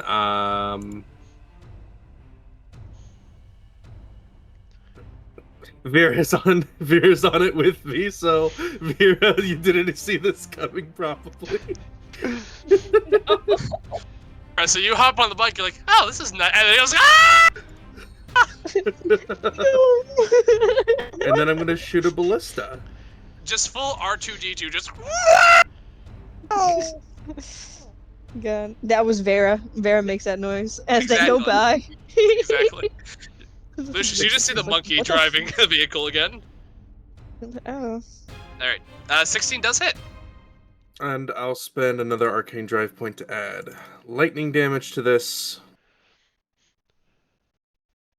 Are 3d10 plus 5 / R 3d6. So that's 26 damage. 36 in total. 36. The ship still sailing, but man, it is not great. Well, luckily there's an Eladrin right after me. Well, after the clowns, but who cares about clowns? As you guys are now in range of pie fighters. This one's just gonna try to launch a normal pie at the new guys who just showed the fuck up for some reason. Mhm. So we'll see if it hits you. If it does, I'm gonna need strength saves from both of you to maintain your grip on the bike. Okay. Right. You rolled an 11 to hit you. Oh, well, shame. Yeah. You forgot Miko's on that bike. You can now no longer hit the bike. Monkeys don't Apparently. get punished. God damn it, Eric! You're pissing me off. Sorry, man. Hey, you're in 60. Do you have Fireball, Maggie? I do have Fireball. And Well, then, la-di-da, let's go. Make sure to do it on some ballista so you can fuck up the clouds doing it. Let's Fireball it up. Alright, are you aiming at the ship? Yeah. Alright. Ship can't really make a dex save, Just fucking eat it, this bitch. so roll your damage. Alright. So, Veranata. As this ship has been pounded and pummeled and just like hit with numerous asteroids and just whatnot, it's not holding together well. And you see a little hole, a little hole in the side, and you're like, that's a good spot. Oh, you fuck aim, yeah. launch your fireball in there, and you just see the entire ship just explode outward. Just wood and cloth and clowns go everywhere as you just destroy this ship. Wow. Damn it, Ethos was just looking for that. What do you guess, Death Star? Yeah. I Yeah. knew it. But yeah, you guys have successfully navigated this encounter. Congratulations. Woo. Oh my. That beats telling everybody my deep dark secrets. So, as the ship explodes and bits of clown go everywhere, I assume you guys start heading back towards the ship. Yeah. I want to see if I can find a clown body to get that weird, funny pistol. Well, can Funnily enough, as the clowns like expire, everything about them just dissolves. That's- Oh, Horrid. Yeah, I know why, but I. well, was there Oh. anything left of the galleon that was there before the clowns, or was the clown a funny joke, or was the ship a funny joke? Kind of, yeah. Like you see bits of wood and metal just kind of floating about, but everything seems pretty much wrecked beyond repair. Not even like one of the funny hats. You know what? Roll me an investigation check, Veronata. Let's fucking go. I'll help if that's okay. You know what? Knowing Miko, yes, you may help. Okay. 15. So You have roll again advantage since with help. Miko's happening. Yeah. Okay. Where is it? Okay. 15.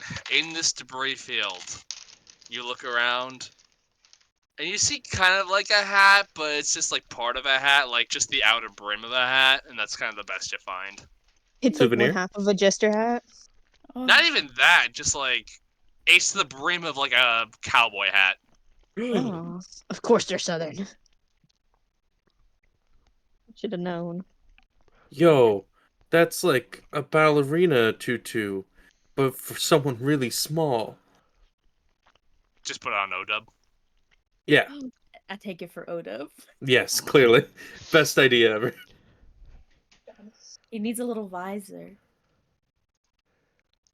So, how did it feel to be Wedge, guys? How did it feel to be like the Star pilots that got 90% of the way there until Luke just went like Lamau? Yeah. You guys did so much fucking work. It was insane. Oh yeah, we Very did like geeky. damn near 400 damage just between us, and you guys got the last little bit off. It had like, I think like 40 something health when you guys backed off. Oh, then I couldn't have killed it anyways. I would have had to roll max damage. But anyway, you guys have successfully navigated this counter, and as you return back to the ship, Crux looks at you all and says, and just kind of like starts counting. He's like, alright, seems like everyone is here, except for, and you just try to see Hastian and Odub kind of come up from below deck. And Hastian's like, is it over? And Odub's just kind of looking around. It's like, something happened? Oh, we did put those noise suppressing headphones on them, didn't we?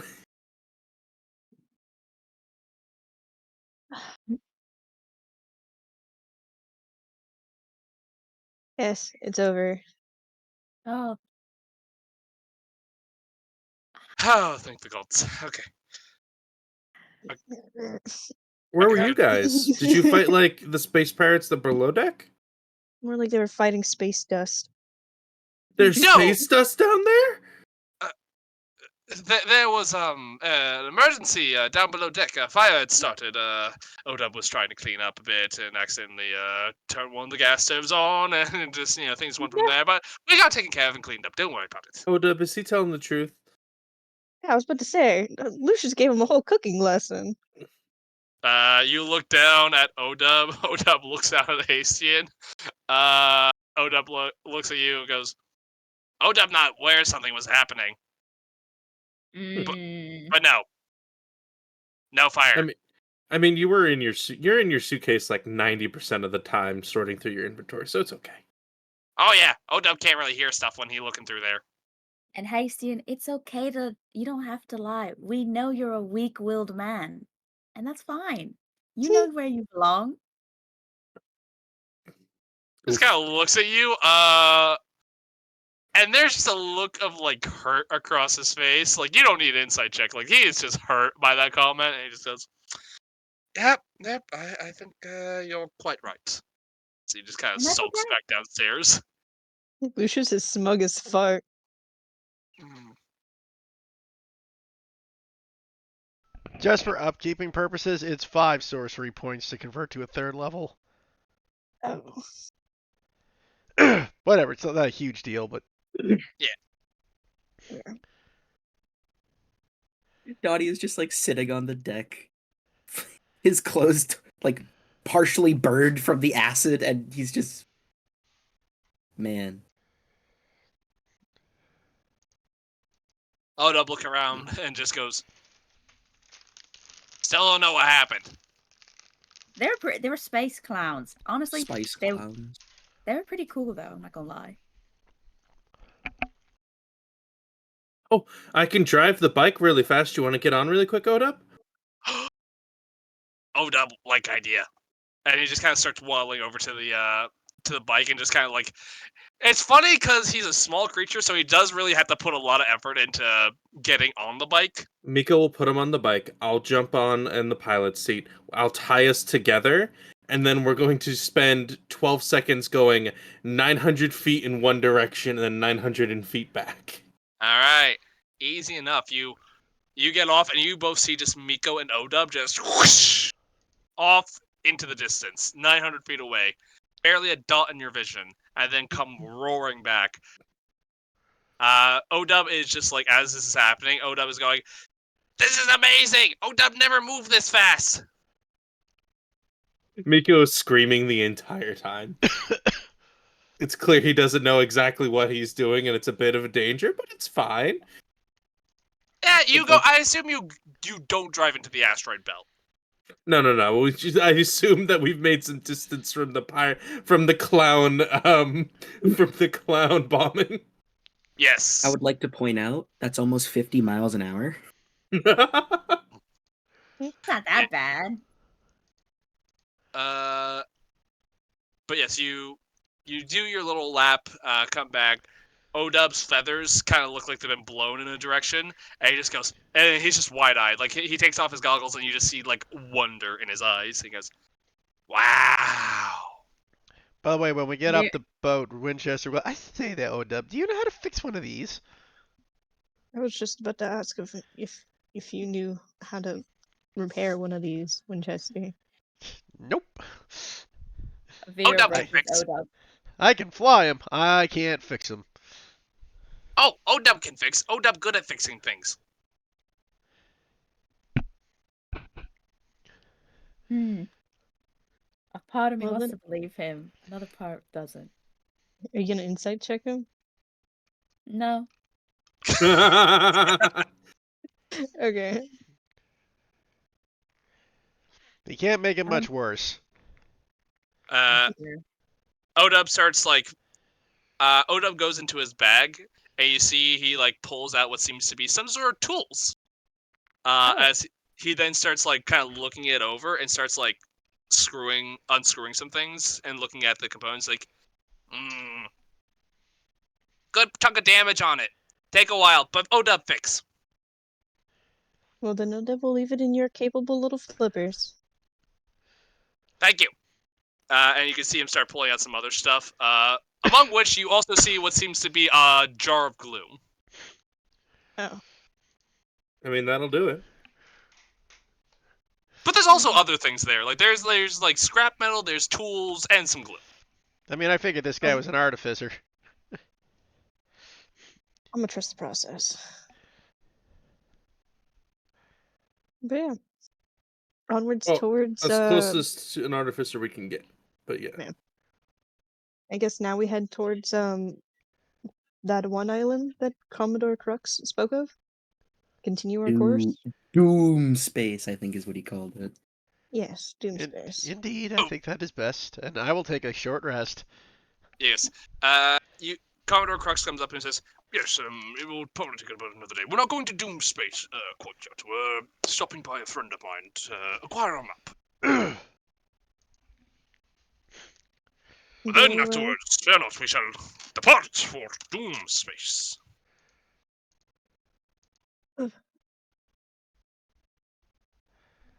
But thank you again for your valiant efforts in defending my ship. It's quite appreciated. Of course. Isn't this not your ship again? Oh, yeah, isn't it Fells? Co-owner, I would gander to say, is the most appropriate term. Is It there? can't be, it can't be really co-owned if you have to pay her to use it. Yes, I'm renting the ship more or less. It's still Okay. like under my Okay. name, sort of. You know what I Okay. mean? It's- Yeah, okay. I'm still the captain. In To doom spirit. the ship, but it's my ship, so to speak. So did you put like a mortgage down on it or something? And she's like your Oh, she's like like the debt collector? landlord. Yeah, like landlord. No, like she owns the ship, but as the captain, it's customary for me to refer to as my ship. You know, it's like like saying this is my city, sort of thing. You know what I mean? Just My crew, when you don't actually own the people. Oh, it's like the equivalent of somebody else buying a gift and then you slap your name on it and claim credit for it. Okay. Hey, that makes sense. Alright then, and he's just gonna walk off. Can I find Hasty? Yes, he is downstairs doing the dishes. He better be. God damn! I Hasty. don't like him. Oh, yes, Miko. Can I Oh, help? big dog. What can Yeah, I do? sorry. They're upset that they're not getting attention. Yes, Hasty. Fuck, I automatically almost started mimicking his fucking accent. Anyway, You should do it. Hasty, currently you're a deckhand, right? I suppose? I'm You know not how really you sure. become a swashbuckler from a deckhand? Enlighten me. You get one of these, he pulls out a knife, and you get good at it, and then you stab somebody when they tell you what they want you to do. And then eventually they're like, "Oh, hey, we can't tell you what to do unless we're the captain." Yay. So you're telling me if anyone besides the Commodore tells me to do something, I should stab them? No, you need to get good at stabbing first. You want me to stab our allies? No, you need to get good at stabbing first. And then after that, stab my allies? You're thinking too far ahead. You need to get good at stabbing first. And then that's how you eventually stop becoming a deckhand. I've never been much of a fighter, I'm afraid to Well, say. then let's train. Okay, as he just kind of puts the dishes away that he was working on, and then... Mika will help him finish the dishes quickly. Oh, thank you. You guys finish the dishes, and you take Hastian off to learn how to stab things. He does have a trident on his back, but he has told you it's more for show. Right. It feels like him building muscle mass is not going to be a thing. So him learning how to stab things better will probably be better for him. Is that a good read of the situation, Michael? I mean, let me look at his stat block here to see where he excels at. Because he ain't a fighter. He's good at being nosy, apparently. I mean, he's actually fairly well built. Oh. He's got a good bit of muscle mass on him. He's just not, not very good at using it, so to speak. He has more strength than dex. Yeah, he's more. He prefers to talk more than anything, is what you've gathered. But he is not. He's definitely well built. Well, I don't have a cursed sword that has a consciousness on me, so we're not going to build him into one of those. So instead, I'm going to. I guess we're going to just do weight training. You start and get him better at stabbing. All right, you start training him how to stab. All right, well, we'll get back to that in a minute. What is anyone else doing at this moment? I know, Winchester, you said you're taking a short rest. I will take a long rest. All right, you are going to start the process of a long rest, and the Commodore does tell you you'll have enough time to do that. Okay, cool. You're still a good ways out from his friend's little place. I would like to also start taking a long rest. Alright. Please. No worries. I'll short rest, and also fix, I forgot his the little what's our little penguins? I literally forgot his Odub. name. Odub. I was gonna call him Ozzy for some reason. Ozzy starts with an O. Osbourne. I'll brush out his feathers to make sure they're all fixed. Also, short get him rest. that cowboy hat rim that we found. Yeah. You start fixing his feathers, and he's like, and he looks at you very now. I was like, "What are you doing?" They got messed up from when you went out with Miko. I'm just fixing them real quick. Oh, thank you. No problem. And I also got you this hat, this rim hat. You can wear it like a visor. You present him with basically a cowboy hat that has the centerpiece missing, so it only has the brim, and he goes, "It's good scrap. Can make something later. Killer. Long time since someone preened feathers. Feels nice." No problem. And I will short rest because I just need a little bit of hit die. Not that many. Can't wait for Odom to go into his dark backstory. Yeah, entire family got killed. No one to preen feathers anymore. Damn. Yeah. Hey, Stian. So you guys get some downtime. Essentially, you guys have basically half a day of downtime. Some of you are taking a long rest. Others were just taking a short rest. Let's see how the training with Hastian goes. I'm gonna say you're teaching him how to stab, right? Right. Again, it's if nothing comes of it, then whatever. It's literally spent like what 6 hours to learn how to be better at fighting. That's not a lot of time. No, it is not. But we'll see how you start making progress. Let's say you. Oh God, what would be the teaching skill? I'm gonna say, make me an intelligence persuasion check to see how like to represent the knowledge that you have and how well you can communicate that. All right. I don't have proficiency persuasion, so it's just flat intelligence. Okay. Whip. You're like, yeah, you just stab it. And Hastian's like, okay. All right. Push-ups, sit-ups, try to stab something. Push-ups, sit-ups, try to stab something. Just a very violent form of burpees. Yeah, basically. All right. He goes, okay. Is he? Eventually, at some point, he does get like hot enough to where he takes off his shirt. He's ripped. All right. Anyway, Where's Vera? push-ups, sit-ups, keep trying to stab. Yep. He does. He does as you instruct. It tires him out for a bit, but you know what? He's doing it because he's like he's not gonna question your methods. And then Veronata, as you're preening Odub's feathers, Odub's just making casual conversation as he's working on the weaver, and he says, "So, where from?" I mostly forgot, but it's a mixture of some random human world and the Feywild. What is Feywild? Well, it's kind of imagine human world, but it took a lot of drugs and alcohol, and then it's trying to kill you. That's about right. Yeah. Description. You know what, Maggie, you get a point for that.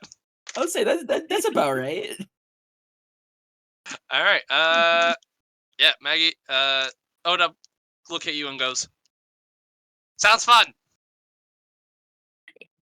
Honestly, yeah, pretty fun. When you get into the mix of like elf things and other things, it gets kind of political. But if you don't care about it, you really don't have to. And then you just live in the woods and do stuff. OW never see woods. OW see wood, but not woods. I get it. I get it. They're really nice. You see a lot of animals, random things. I remember I buried a body in one once. That's it.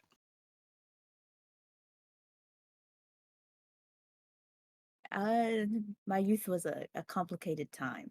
I'm like 200, man. It's half of that shit I don't remember.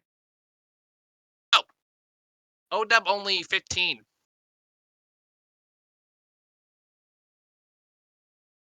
Damn. Another child. Yeah, I was wondering how long it would take you guys to ask OW how old he was. I had a feeling. Oh my. Well, welcome. Miko's like I think 16, so I'm not surprised, but surprised. Miko, good guy. He good friend. Yeah. You both are like animals. It makes sense. Are we One not could- all animals? Well, I suppose, like, automaton, not animal, but otherwise we all animals, right? Oh, true. I'm more closer to plant. But Oh. yeah, when I go to sleep, I can decide to peel my skin off and to turn into somebody else. It's cool. I just don't want people to see it. It's weird. Do not ever watch it. Don't. Like, I'm very serious. Sounds cool. It is. It's super cool. Just not. It will scar you. But you lose skin, not OW. True. I lose skin, not you. It just depends on which ones. So like varies, you know. Winter is like the easiest to transform into. I just don't like doing it. It's like having seasonal depression, but constantly. What depression? Damn, I have to explain a lot of things here. Lucky Ugh. bastard, honestly. Depression is like the it's like an inevitable gut feeling that a rock is gonna kill you, but you don't know when, but you know it's gonna happen. So depression is dread? It's like constant dread and a mixture of giving up. Give or take, I don't know. People vary. I've had it one time. It was about for 10 years. OW think he understand. Yeah. Don't try to hope to God you don't get it. Oh no. But you're like 15. You'll be fine. What's like when do you reach adulthood? At like 20? 35? OW not know. No, that makes sense. Nobody really knows when you hit adulthood. I hit adulthood at 100, so I don't really remember. I had to pick a new name. That was not fun. And I don't know why. It's a lot of work. Do you have pin feathers? Let me see if I can find some. I don't know what pin feathers are. Oh, it's like when they're making when birds are making new feathers, they'll have like a like a little sheet of keratin stuck on them, and and you have to like normally birds will like pick them off themselves. Oh, I'll Um, say, yeah, kind of like between his shoulders. Yeah. All you have to really do is like squeeze them, and then they're off. I feel good. You're welcome. And they're gonna be new, stronger feathers. Oh. OW Do you never. Do you know how to swim? OW can swim. OW swim good. Hey, killer.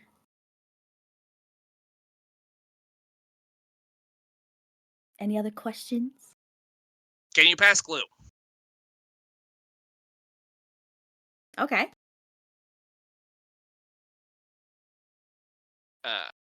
You pass him the glue? Yeah. Alright. You see him kind of like glue some stuff into place on this weaver. And then he kind of like takes his goggles off and kind of like That wipes his brow, but kind of like dusts his hands and goes, "All right, Odub, get back to this later." Sounds good. I'm gonna go make fun of Hastien. Hasty, a nice guy. He's nice. I think he's a nice guy. But this is just because he made Lucius feel bad. But it's also half my fault. Wait, he make Lucius feel bad? Yeah, he was it's a little gossip here. He was prying into Lucius's business, and then it turned into a big spat with everybody else because they're like, Lucius, you're not telling us anything. But I'm like, I know it because I'm Lucius's best friend, of course. But I can't say anything. Well, what happened? Well, they're still. Well, I told him it was something embarrassing, and then Lucius and well, that was my fault. But again, Hastien was there, and he poked and prodded. I see. Yep. Odub, talk to Lucius. Don't worry. And Yeah, he just wanders off. Okay. And I will go and make fun of Hastien while he trains with Miko. All right. Miko, you see Veronata just walk up as Odub just kind of walks past, like, in between you guys, like, oblivious to, like, walking around you. He just walks straight through you as you guys are just communicating, and then Veronata comes up. Hi, Vera. Hi. Hastian's very shirtless and sweaty right now, but he's learning how to stab. Oh, that's great. So the weak man is gaining the strength to do something other than run his mouth. That's good. That's great stuff. I'm so fucking proud. God damn! God damn! He just kind of stops what he's doing. He's like, "Listen, I'm sorry. I'm not very." Hastien. Yes. I'm busting your chops, man. I don't hate you. I think you're very lovely. And we have a common interest in gaining information. I just think you're funny and I want to make fun of you. I see. Well, I do want to apologize that I'm not a fighter like the rest of you. I'm just. No, I get it. I'm barely a fighter myself. You know how many times I've almost died? How many? It was a lot. It was a lot. It was a lot. Mika was there. It was a lot. Do you just get hit a lot, or like? I don't know. No, It's she like- gets hit like once and then she's down. Yeah, it's like God has looked down on me and is like, I am the worst child. And suddenly, everybody, they just, I'm the perfect target. Even though there's a giant hippo that's right there. And that's why, and she just keeps getting back up and fights the next giant hippo. And that's why you do the sit-ups, and then you go to the push-ups, and then you jump up and do the stab, okay? You get down and you get up again. Yeah. So this is like a metaphor for like, getting back up when the world's been kicking you down. Also, you haven't worked out in what, like 10 years? You should probably do it. It looks like 10 years. He got skinny arms. It's pretty good. I don't know. He must have been lifting some heavy books. It's just, it's he's got the natural strength. He just needs to bring it out. My man was literally doing his job, and y'all are clowning on him for it. Well, I mean, he looks at him, and for point of reference, he's like very well built. Like he looks like he's strong. It's just that he's doesn't really know how to use that strength. It doesn't matter. He could be ripped from Timbuktu. I'll still fucking make fun of him. I swear, Veronata is like the little devil on everyone's shoulder, but manifested into a singular person. Hastien just kind of looks down and looks at his arms. Veronata, make me a persuasion check. It's perfect, actually. Nat 20. He just looks down and just like he just like make me an insight check as well, either of you. This man just looks defeated. Yeah. Miko, roll me that insight check.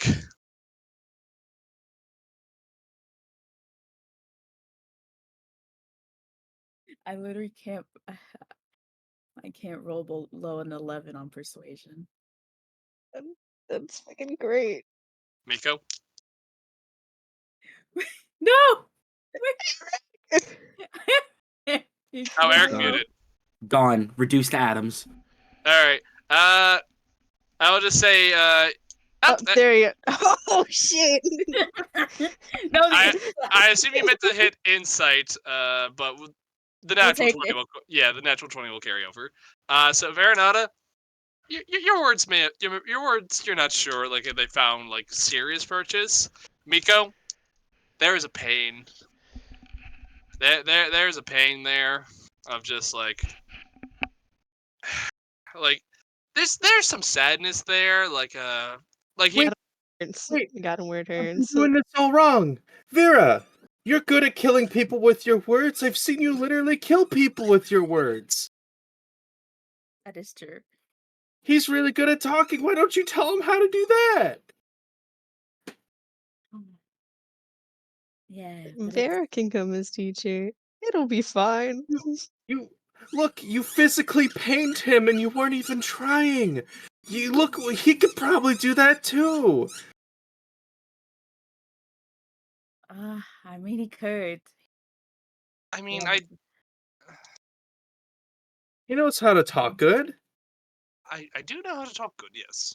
That is true. He does know how to talk good. In the worst way, of course. Which is honestly the good Exactly. Look, you need pen. Miko's gonna look for any sort of writing material to get to Hastian as soon as possible. All right. You go below deck. Didn't he might- just steal one from the illusionist? I just imagine I go to Hastian's room and grab half of his pack because I know for a fact he's got writing shit in there and Yes. run it back up. You run it back up. He's like, okay. Oh, fair. Insult me. Give him some good reference.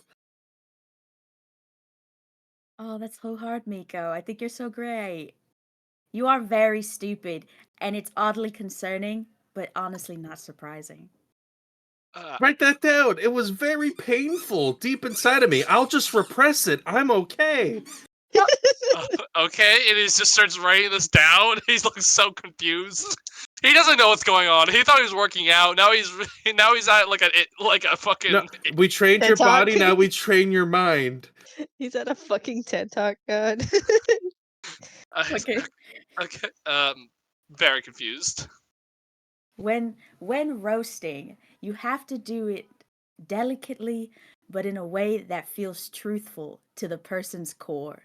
Oh, make sure you find something that they really care about. For example, if Vera just insulted my hair, oh no, hair, right? But if they insulted my knives, it hurt a lot more. Okay. So should I give it a shot then? Yeah, go ahead. All right. Volunteers, I guess. Vera volunteers. Yeah, I'll volunteer. All right. You are as useless in combat as I am otherwise. You had me in the beginning. You had me in the beginning, but then you just turned it around and Right, made it was self-deprecating. You really need Yeah, to go you- outward with that. You need to be Yeah. at a strong pillar and Mhm. to insult down on. Okay. How about this? You're so ugly. I don't think a beholder could look at you. Huh? Okay. That's But good. yeah.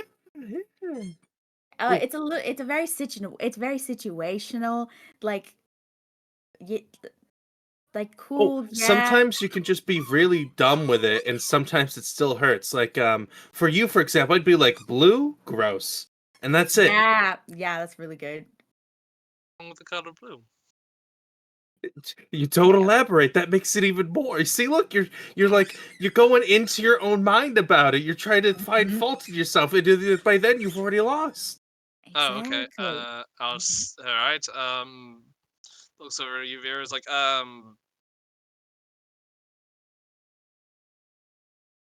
can you hold a thought down for even 2 seconds? Oh, damn, you're right. That was pretty good. Oh, All no, right, no, you just, I'm sorry. that I'm was sorry. good. No, Hasty, that was good. That was great. Okay, you just got to figure out how to do that with magic, and then you're set. Here you go. That sounds very simple. Yeah, and you guys can continue this lesson, I think. Lucius, as you are down below, Odub walks up to you. Oh, hi, Oda. Hi. What brings you to this corner of the ship, I suppose? Question for you. Okay, what's your question? You seem sad sometimes. Are you okay? All right.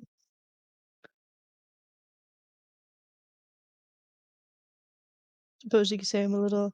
I miss my siblings. Or sibling. You have sibling? Yeah, I have a younger sister.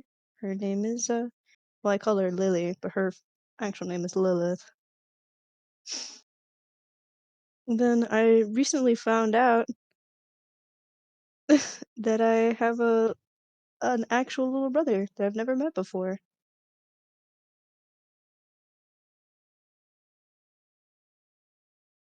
How do you feel? Come again? How do you feel?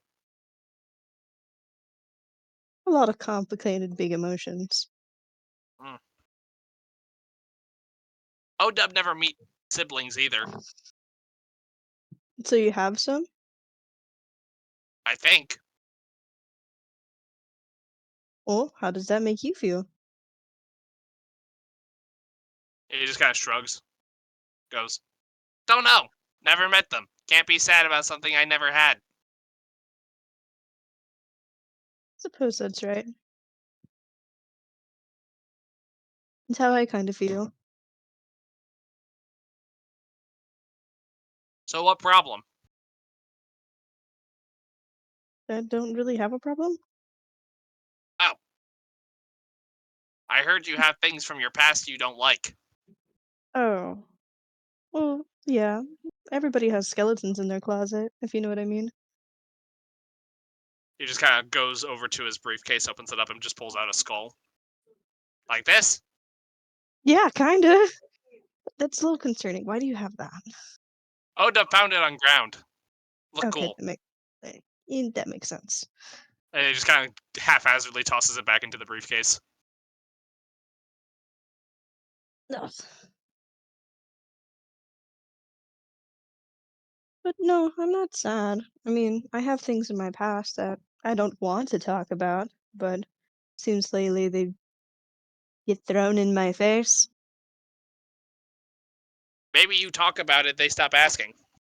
Uh, I don't think that's wise. Why not? Well, the way I see it, if I tell them, then they could get angrier. Why?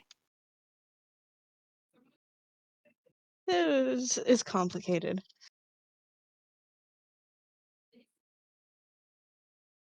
Okay. Odub trust you. Thank you, Odo. I appreciate that. Lucius, welcome. Mm. But if Lucius wants to talk, Odub always have open mind. Thanks, Odo. Kind of looks at you, nods. Just kind of stares at you. Expectantly. Is there anything else, Odo? Odub wanted to check if you want to talk about anything.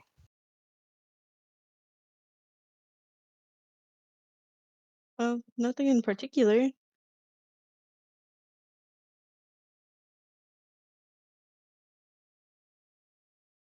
Okay.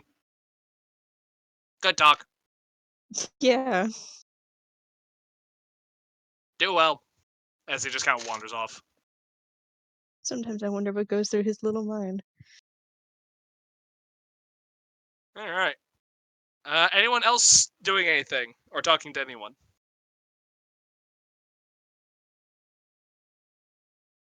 Nah, I'm good. Alright. Cool. We'll say you guys get the benefits of a long rest.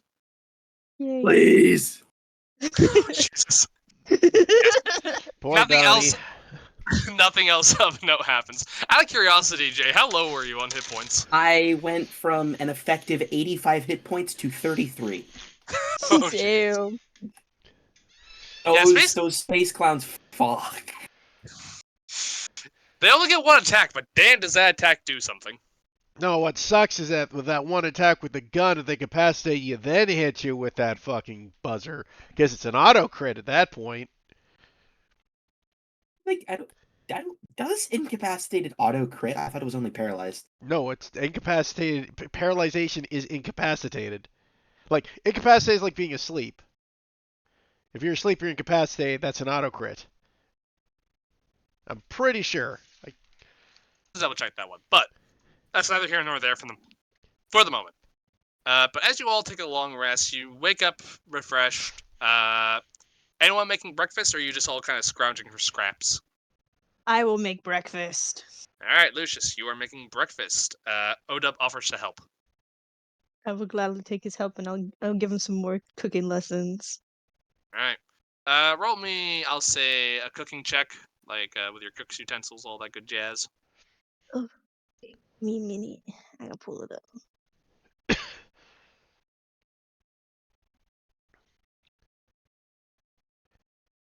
Where would I find that? Should be under tool proficiencies. So underneath your skills. There's Oh. nothing in there. Oh, you never put it in. Or do you have proficiency in cooking utensils? They The have the chef chef feat. feat. Yeah, Yeah. so okay, you should have that. So you can throw that proficiency in there. I'll say it's wisdom based. Okay. oh, by the way, you're One right. moment. Incapacitated isn't the doesn't cause crits. I was gonna say I could have sworn it was I just, was like, mixed just up because they paralyzed. fucking it's the unconscious says you're incapacitated.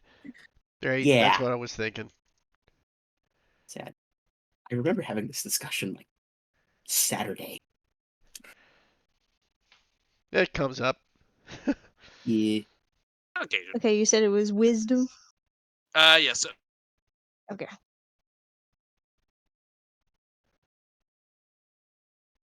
Oh, why did I go to just you?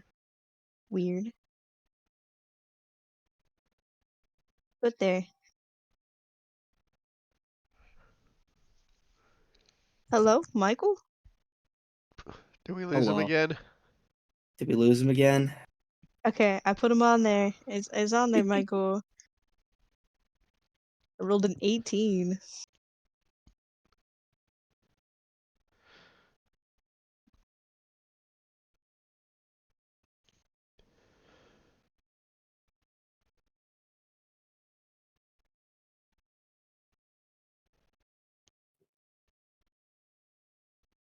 I love how scuffed this campaign always gets. That's how it be. It wouldn't be D&D if it wasn't a little bit scuffed. Mhm. Ah, Come back. I'm here. Okay, I think I did it. It has my whiz thing on there. Yeah, that looks right. So, yep. So you should be good. Wait, what's your wisdom bonus? Oh, I just closed on my thingy. Let me see. My whiz bonus is +3. Oh yeah, yep, that's right. So 18. Yeah, you make a pretty scrumptious breakfast.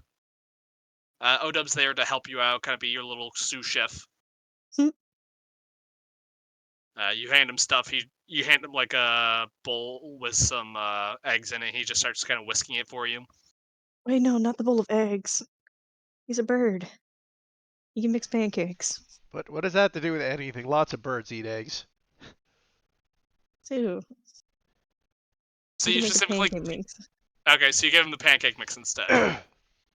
He goes for the eggs, and you're like, no, do this for me instead, buddy. Yeah. All right. I like to imagine he's just confused as to why you have taken away the bowl of eggs. Yeah. He is. He's very confused. He's like, did Odub do a bad job? Oh no, it's just they break easy, and yeah, we're just start cooking. Okay, it's like it's a whole tactic for chefs. Okay. You boss. And he will continue to cook. Make a scrumptious breakfast. You do. You all get down to the mess hall, where Captain Crux comes down and says, "Oh, good to see everyone. How did you all sleep?" I didn't. What? It's because he's dead. Yeah, I don't sleep. What? Kind of just stare at a wall for a couple hours and then I'm fine. So you're undead? Yeah, pretty much. Are you a vampire? Nope. Vampire. Pirate. Oh, More yes. like Very real. Very zombie. dangerous. Because there's no sun in space, so you're safe. Or Well, there there's are- always sun in space. Wouldn't there be more sun in space? I mean, there's a certain point in which vampires don't have to worry about distant stars. Usually, if they're in a different system, like if they come out as starlight, you're safe. But if you're in the presence of like an actual like star, it can be dangerous.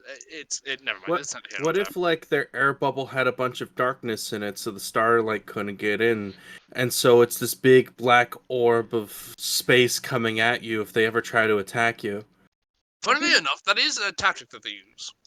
Oh. Oh, why would they need a big orb? Wouldn't they just need like one to just cover the top? Well, you got to What if imagine. there's a star below them? Yeah, like keep in mind. You're right. Angles. Yes. This isn't like sailing on the sea. This is much different. You always have to consider it from more angles. But neither here nor there. Regardless, yes, I'm undead. Okay. I think he's more unalive. Not true. He just holds his hand out and just goes, "Bleh." More like Is a it finally zombie happened? pirate. I pull up my zombie dagger. No. I mean, go ahead, try it. Okay. I did before, and then it didn't stick. And then I got yelled at for trying it again. So wait, if we cut off your arm, could you grow it back like a lizard or no? I'd rather not find out right now. Okay, you're right. That's Ooh, probably. maybe the black tentacle stuff would come out and just stitch it back together. Oh, you're right. Kind of like an I don't know if he'd do that. He seems kind of picky on what he helps with. Guys, that's enough talking about body mutilation at the table. Eat your breakfast. Yes, Lucius. Is it okay for a penguin to eat eggs? Oh yeah, some birds eat eggs. Oh, okay. Yeah, I like eggs. I just did. It wasn't more of like a moral thing. It was more of a I didn't know. No, For Lucius, Odub it's a moral thing. eat anything Odub can get his hands on. Oh, so you're like Donnie. If I died, would you eat me, Odub? Have a long pause there for a moment as you can look into his eyes and you guys see there's some thought going on. I might. Well, I mean, we already know about you, Donnie. We've already seen that come to pass. Odub just kind of looking and goes, Odub probably not eat unless Odub have to. Odub rather put you in briefcase. Okay. I bite into my pancakes. Good. Did you come to the table to say something, Commodore? Yeah, sorry. We're almost to my friend's abode. A wizard, so to speak. She's. Ugh. Do you have an issue with wizards, Mr. Lucius? More like wizards have a problem with me. Oh, I think Topola will find you most interesting. She's a fairly easygoing person. I sure hope so. Not Sorcerers and wizards don't really mix. But yeah. Not to I be mean. digress. And I want to be as kind as I can. The last she-friend who was a spellcaster you made us run into wanted you to not exist anymore until we convinced them otherwise. It's not the same situation this time, right? I know you told us no earlier, but I'm making sure. Double O is a very, shall I say, quirky woman, but she's kind-hearted at her center. Quirky as Donnie in doesn't have a marinara fucking word quirky. coming out of his mouth. Donnie, he seems to believe what he's saying. Is she a He seems hag? to believe it. Okay. That Quirky as in Veronata quirky, or quirky as in The clowns. may stab us quirky. No. Donnie, from what you can tell, he's saying what he believes to be the truth. He just goes, no. Not one, she's not a hag. Two, she is a respectable scholar. She is a cartographer of the stars, so to speak. If anyone has a map of wild space, it would be her. Of Doom see. space, I should say. Yes. Yes, her tower is on the edge of the system. We're almost there. But it should be quite a nice visit, so to speak. No, what is? But to answer your question, as for her being quirky, she's just, how should I put this? She can be a little oblivious to the social contract, so to speak. But like every wizard, Yes. it's not good with people. I mean, she's good with people if you get to know her. She's just a little odd. So she's not good with people. I'd like to not insult my friends if you do me the kindness.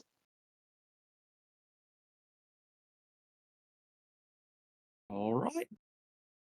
Don't worry, she's a very nice woman. You'll like her. Now, we should be getting there in less than an hour. Prepare your things. Chances are we're probably going to have to bust out one of the what are they called? Sorry, he knows what he's saying. I'm trying to remember what they're called. No, it's the hangover kicking in for him. Oh yeah. Preemptively, hey, put it in your stone. Okay. There you go. Oh, I mean, I still had the last one still in it. I didn't use it. Doesn't it go away over a long rest or something? No, it stays once it's in there. It's like Oh, it Pearl of stays? Power, man. Never fucking Yeah. mind. Give me my spell slot back. It's just like a ring of spell storing, right? Yeah, more or less. I could have sworn Ring of Spell Storing goes away in a long rest, but that would make the item useless. So I don't know what I was thinking. It's all good. Yes. He says we'll probably have to use one of the jollies. Last I remember her, she didn't have a appropriate dock for a vessel of this size. And Winchester and Miko, you both know what a jolly is. They're essentially like the little rowboats you use to get onto shore where there's not a dock, like a proper dock. Ah, gotcha. He says, make whatever preparations you need to. We should be there in about half an hour.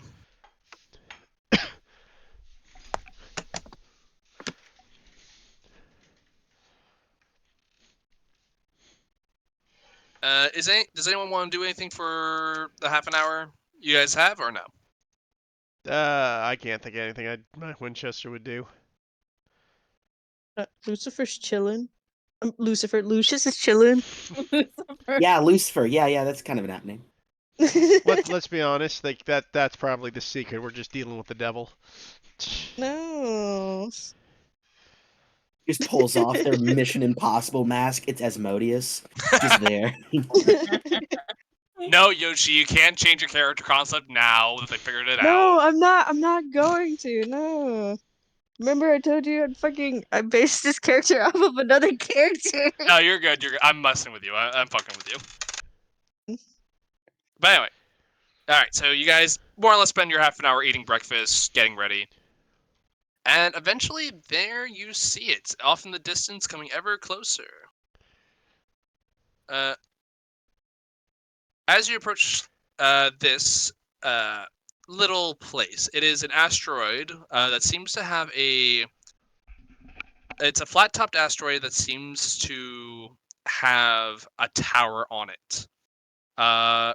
A crooked tower perched on top of a small asteroid surrounds a field of surrounded by a cloud of twirling cosmic dust.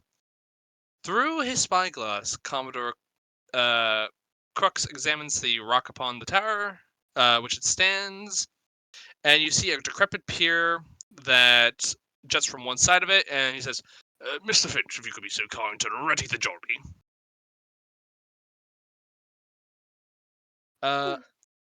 You guys, I assume you guys board the jolly? Yes. He says, all right, there seems to be enough room for the 5 of you. We only have one jolly at the moment. If you could hand Topalor this letter, yes, if you could hand her this letter, that'd be most great. I have a question. Yes. How gravity's planes work? Like, if I go below, does this jolly technically have a gravity plane? The jolly does not have a gravity plane. However, the island that the asteroid she lives on does. We will get close enough for our gravity planes to overlap, and thus you can then row the jolly over. Just be warned that rowing a jolly through essentially air does take a little while. Unlike when you're in water, you don't have as much to push against, so it does take longer to move. Could we then not throw things off the back of the jolly to make us go faster? I don't see how that would help. Can't in an area with no gravity, like, throw something and sort of it goes one way, you go the other? Not like that, no. Think of it like this. Like, if you had something that could propel you, say, something that had enough kinetic force behind it, and you set it off behind you like a force grenade or some such, that could push you forward. Like a gun? Potentially, but if you're shooting your gun, that means, to get towards the dock there, that means you're firing at the ship, which I would appreciate if you did not do. Fair enough. I was just thinking of a way for you to come with us, because if this is a person not graced with social pleasantries, I'd rather not have to, I don't know, try to explain we're your friends? That's what the letter is for. Think of it as a letter of introduction. Alright. Besides, it would be, from what I can tell, your group works best as a unit. I'd rather not break that up if I could help it. Fair enough. Oof. Alright, when you're ready, as he kind of gestures to the jolly.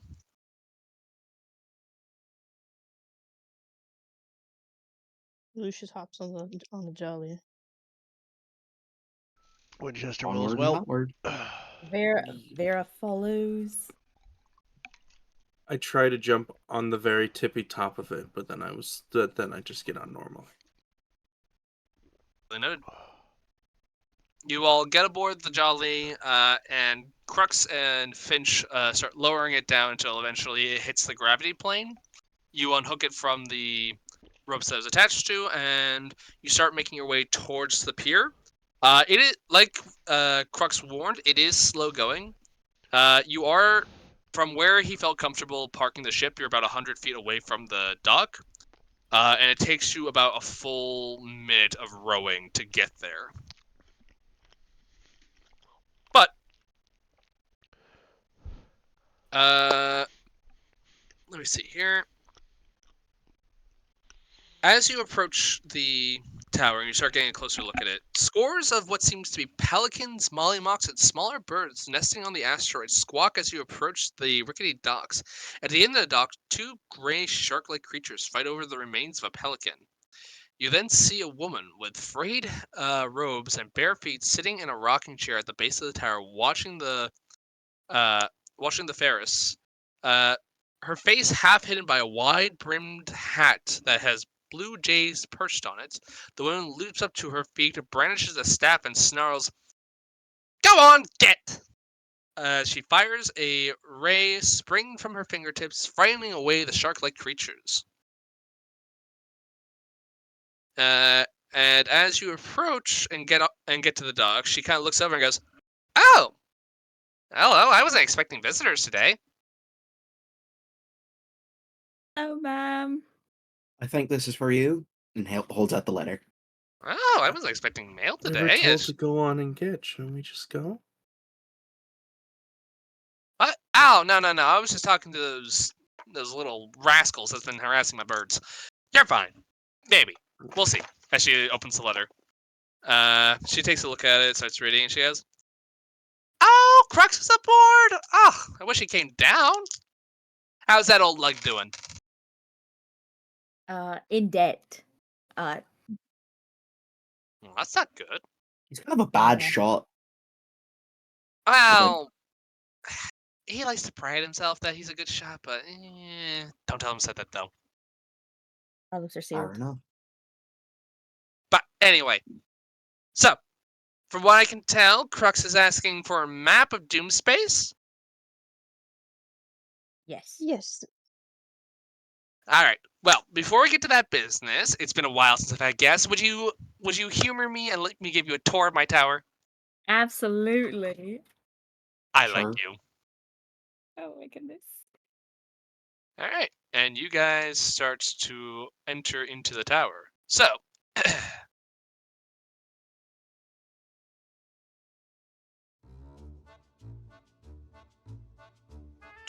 Let's move you guys over to Topola's tower. Can you guys see anything, or does this have a... It's black. The black inky void of nothingness. Got it. Okay. Thank you. Put yourselves over here. Right. Oh, Tech Mike, I'll just grab some water. I'll be back on my computer in a minute. No worries. Over where? Around here. There you go. Alright. And for your guys' reference, this is what the person looks like. Oh, she's lovely. He looks like Alice from Alice in Wonderland. Kind of. She has a little kiwi. Yes. So she looks at you all and she says, "Well, if you'll follow me, I'll show you to the first floor of my tower." And she kind of like gets up, and she kind of like, as she just stands up from her rocking chair again, she kind of has a bit of a spring her step as she goes over to her tower and opens the door. This doesn't actually have a door on it for some reason, so you guys can just walk into the tower. Ooh. All right. So, as you guys make your way in, here's what you notice immediately. You see what seems to be 4 auto gnomes in this room. They all seem to be sporting the same likeness of a gnomish figure with a dazzling metal mustache. They don't really seem to take notice of your presence as you are walking in. What you also do see is 4 ring-shaped garden terraces line the walls of this circular chamber. The gardens are variously spaced about 10 feet apart and brimming with luscious roots, vegetables, and golden wheat. The auto gnomes seem to be wearing harnesses and tethers. Yeah, and they seem to be tending to the plants. The harnesses are attached to ropes that loop around a pulley system affixed to the ceiling, enabling the gnomes to kind of hoist themselves into the air and move from one plot to another. And Topola looks back at you all and she says,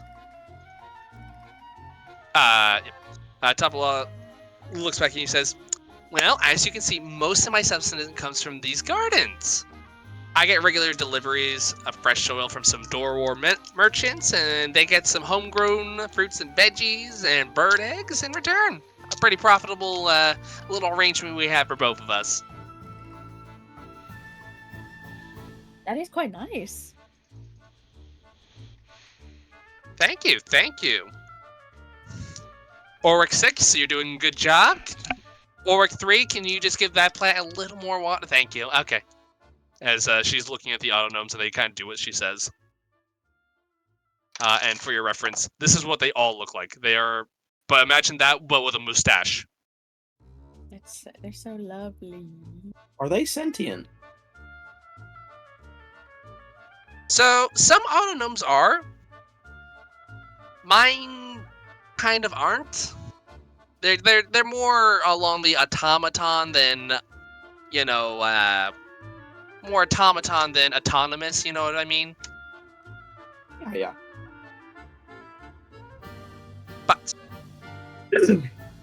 But yes, I grew all my fruits and vegetables here. I get enough protein from the bird, eggs from the birds I let live here, and a small note as you guys kind of got closer to the tower, and now especially in the tower, it smells like birds live here. It definitely does. The sweet musk of nature. That's one word for it. And she says, "All right, if you follow me," and she seems to go over to what seems to be a. Let me see here. Yes, she goes over to an opening that's in the ceiling, and a rope and pulley system serves as an elevator. She says, "If you all step onto the platform here." Okay. Or sorry, not platform. If you all grab onto the rope one after another, and just repeat after me if you want to go up. As she says up, she immediately gets pulled up to the second floor. Oh. I go over. I hold on and I say, repeat after me. Up. Nothing happens. As you say up, you immediately get yanked into the air and pulled to the second floor. I want to go. Wait, where do we go? Did you say up? As you grab onto the rope and say up, you get pulled up to the second floor. That's so dope. Up. Whoosh, up you go. Up, good sir. Winchester, as you say up, you do go up, but it's a bit slower than everyone else. Not surprising, but still a little funny. But Winchester does eventually make his way to the second floor, and as you all see, this floor houses a modest kitchen where you see two of these mechanical gnomes preparing dinner. Furnishings include an unmade bed, a wardrobe topped with a bird's nest, and a bookshelf packed with what seem to be some sort of astrological text and more bird nests. Topala looks at you and says, "Well, here are my living quarters. This is where I read my books, take my meals. My gnomes have no sorts of recipes. And today's recipe is and she kind of looks over. Oh, deep fried night scaver steak with lunar baclem. Are we dragging our tokens anywhere to go to the next floor? You can drag them over here if you want. My knowledge as a chef, is that an actual dish or is that some sort of concoction she's made? It's not common, but you have heard of people eating stuff like this. Okay. As you get up there, as you all look around, she seems fairly pleased with herself. She says, "All right, and if you'll follow me to the third floor," she goes back over to the rope, kind of walking past you all, and goes back to the rope, and she then says, "Up," and she gets whisked away up higher. Okay. Up. You get taken up to the third floor. Ooh. I'll say up 2 times fast. You say up, and then I need you to make me a dexterity saving throw. Okay. Wizards just make me a second. Up. 18? Ooh. Alright, you're fine. So, Miko, you say up, and kind of drive the thing into overdrive for a second. And fortunately for you, you kind of let go as you realize you get jerked up very quickly. And as you let go, you do carry enough momentum to get to the third floor and not smash your head into the ceiling. As Topala looks at you guys, "Oh, you gotta be a little careful of that. You say it too many times, and it takes the order each time." All right. I assume you all go up to the third floor, yes? Yes. Yeah. Alright. Let me just drag you all over there, because that's going to be easier than... There we go. And put you all around here somewhere. There we go. Alright. So when you make it to the 3rd floor, you see 2 mechanical gnomes using rags to polish a 10-foot-long copper telescope in the center of this chamber.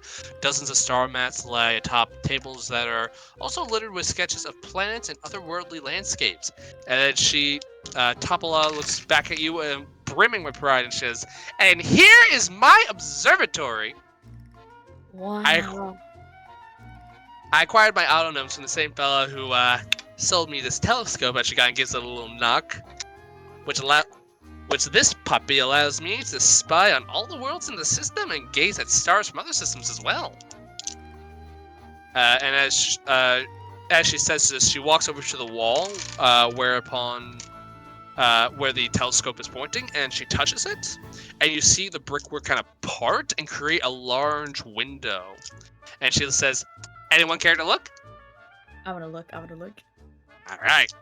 Lucius also wants to look. Okay. So. All right. So as you take a look through this telescope, you look over and you can see in pretty good detail what seems to be the Rock of Brawl. It actually has enough detail where you can actually see very small people walking the docks, and kind of like in the larger streets, you can kind of see a little movement there too. Oh, that's so cool. Yeah. It's quite impressive. Thank you. It is my pride and joy. You cannot believe how much, when I say this thing cost me a good bit, but it was worth every copper. I bet that is quite impressive. It made me feel like I was watching ants. Oh, it's always so interesting, especially when you're looking at like a planet. Ugh, nothing like it. But and she's like, is there anywhere else you want to take a look at in the system while you're here?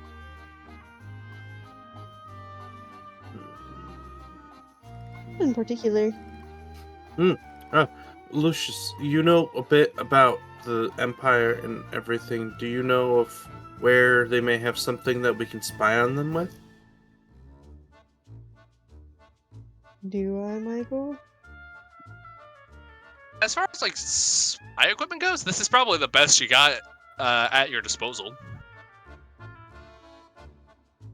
Right. he's Do you know asking where for, we like- can spy on? Do you Oh, know like the the place to look in. Where are this- we pointing the damn thing?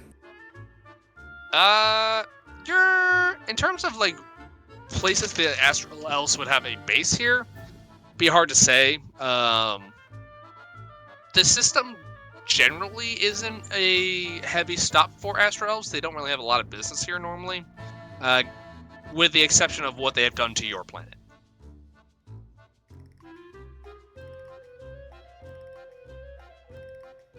No, not in particular.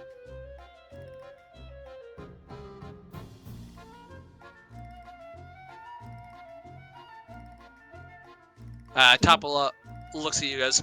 Oh, if you want to see something interesting, I have noticed on the planet of Toril some very strange happenings. Yup. Yeah. I know why we're headed to where we need that map. Doomspace. Do you have Oh, anywhere Here for the pretty? map. You were here for that. Sorry, I tend to lose track of what we're doing when I get excited. But did you guys want to see Toril? I think we're good. We've seen it plenty. Do you have anywhere pretty? Pretty. Well, there's Xenon 5. Yeah, I like that name. The beaches there are made of actual broken bits of coral, so they're all like pink, That's so cool. right? She'll kind of adjust the telescope, move it to another section of the wall, tap on the wall, and then another window opens up. And as you look, you see this very beautiful sort of like bright green planet with this sort of with blue water, but along its edges, like as you look more in detailed at like the coastline, you do see like that pink come through. Nice. I'll keep it stored in my memories. think I've been there once. Oh, you little traveler. I'm so jealous. Can I ask a question that's slightly off the whole observation thing and just you seem like a knowledgeable woman, yeah? I like to think I know a thing or two. I've been waiting for the right person to ask this too, and you seem like the right person because I don't know, you spend your days looking at a telescope. Donnie's gonna hold out his hand and basically have his unwilling passenger come out and show himself. Do you know what the fuck this is? So you kind of like transform your hand a bit. That sort of goopy material comes over, hardens into a substance on your hand. She goes, "Ha, that's fascinating." As she kind of like looks and thinks for a moment. Let me grab her character sheet real quick. Oh, let's go. I'm making Michael roll checks, baby. Let's go. Ah, there she is. All right, let's see here. All right.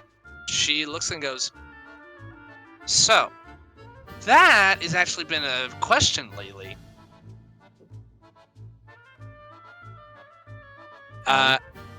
Yeah, so I've actually seen something like that before, but not as big as you, I should say. How do I put this? Over the last few months, scholars have been noticing these strange little creatures, and we're not really sure what they are. Actually, as she goes over to the rope and says, 'Down,' you hear her rummaging through something real quick, and she goes, 'Aha!' And then she comes back over to the thing, says up, and she comes back up with a bit of a pep in her step, and she says, as she holds up a small glass vial and you see this sort of like goopy-like creature in it that is kind of like bouncing all over the place. And she says, "People have been finding these kind of here and there. No one's quite sure what they are, but seems like you might know a little more than I do." The only reason I'm standing here. Yes, and Donnie, as you see this, the voice in your mind just says, "Kin."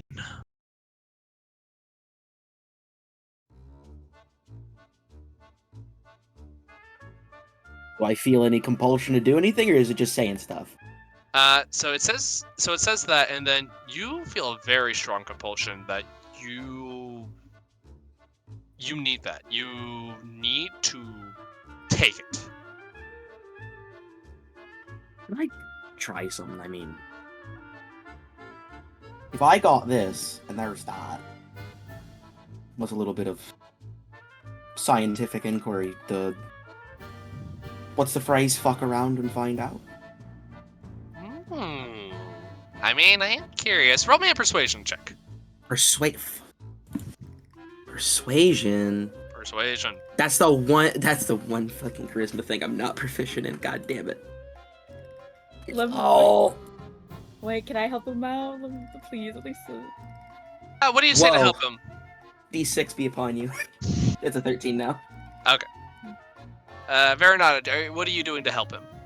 I'll be like, true. We have known Donnie for some time now, and I am as curious as anybody to see what happens. Mostly because he keeps talking about how he's undead, so maybe this could alive him more.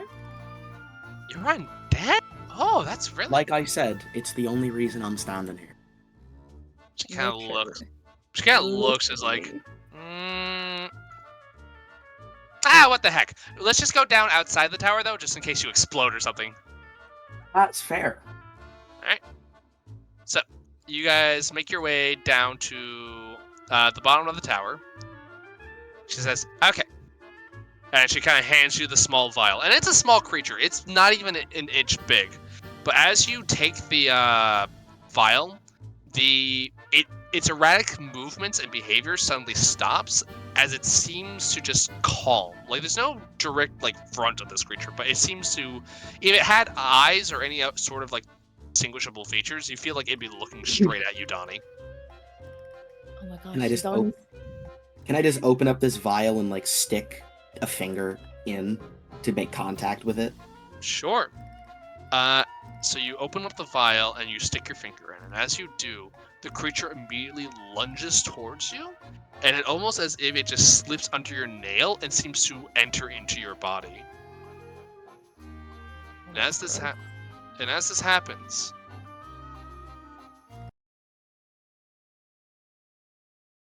let me make sure I have the right one here.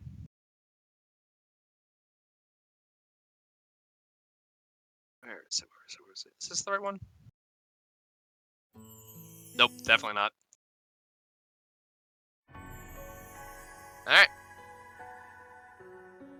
That's not right either. Which one was it? No. Sorry, I know there's one here that I thought I had. It's the suspense it's building. It's fine. There it is. Alright. Donnie. Your vision fades as you feel just this pulsing pain in your head. And no, this isn't the right one either. Ah, fuck it. Whatever. Is this it? No. Alright, fuck it. There it is. Your vision goes out as this pain is dropping to your head. And then you find yourself somewhere else.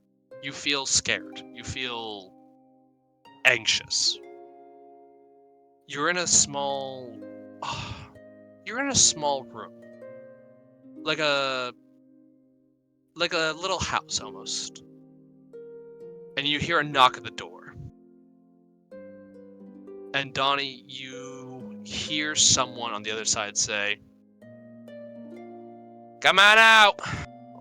Listen, man, we gotta talk about this. If we don't, boss gonna be mad." And Donnie, your voice says, Listen there, I just need a couple more days. I have a shipment coming in, everything will be good. I can pay you back then, just give me a few days, that's all I'm asking." And the voice just says, "Sorry, but no can do there. Listen, Donnie wants to talk to you. Come on in, and he'll work something out with you. You ain't in trouble, but he does want to work with you." And you just hear yourself say, shakily, "Okay." And your vision goes black once more, and you are brought back to the moment. The pulsing pain in your head subsides. And something in you stirs. You can now use your traumatic rend an equal number of times equal to your charisma modifier per long rest. Holy shit, that's insane.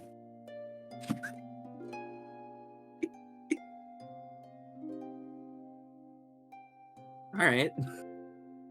Let's go. And as that happens, you just hear the word in your mind again. Kin. But it's a little clearer.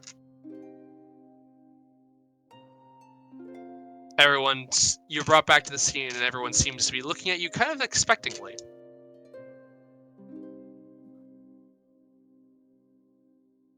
Well, he didn't blow up, at least. So, is that Good the only snack. one you had? Did it awaken something in him, do you think? Is Oh, is that the only one you had? awakened. Oh, yeah, no, sorry. They're kind of rare. Like I said, they've been popping up, but not enough to where I have, like, a collection of them. Why? What happened? You look like something happened. It's gone. Must have done nothing. Roll me a deception check. Come on. Big money, no whammies. All right. Yeah. Anyone is free to insight this. I want to take a crack. I want to take a crack. I preemptively add a knowledge from a past life because I literally just had a vision from a past life. I know that's not how the ability works. I'm gonna say no, unfortunately. Damn it! You know what? Let's have Miko's amazing insight go through. Are you ready? We're all just About right. oh, go Lucius. Why the fuck my thing's not loading up? Please. I want to roll my things. Let me do it. Okay, now I got it. Where are you? Insight. I'll just guess I'll just go fuck myself then. All right. Miko. He seems like he seems like he's on the up and up. Seems like he did nothing. He just consumed it like he does so Look at many other that. things. Everyone you think? else, including Topola, just kind of look at you like, not- buddy. Not including Topola too. Yeah. Hey. Just kind of look at you, goes, buddy. Sure about that? How many more scholars do you know have stuff like that? Well, they haven't really yielded much value for a lot of people, so they've been passing hands a lot. As everyone's just starting to take a crack at it, I just kind of got mine from an old friend of mine. Asked me to take a look into it. Couldn't really figure out anything. So your best bet, though, for anything I could think of, maybe if you head back to the Rocket Brawl, you could go to the little wizard society they have there. You know the place I'm talking about, the Mages Guild Hall. Someone there might have one, but other than that, can't really think of anywhere else that would, have one. But, scholars and such might keep them. They're kind of curiosities at this moment. No one really knows what they're doing. All right. But, I would like to ask, I did give you something for free, She's kind of holding up like a pen and paper.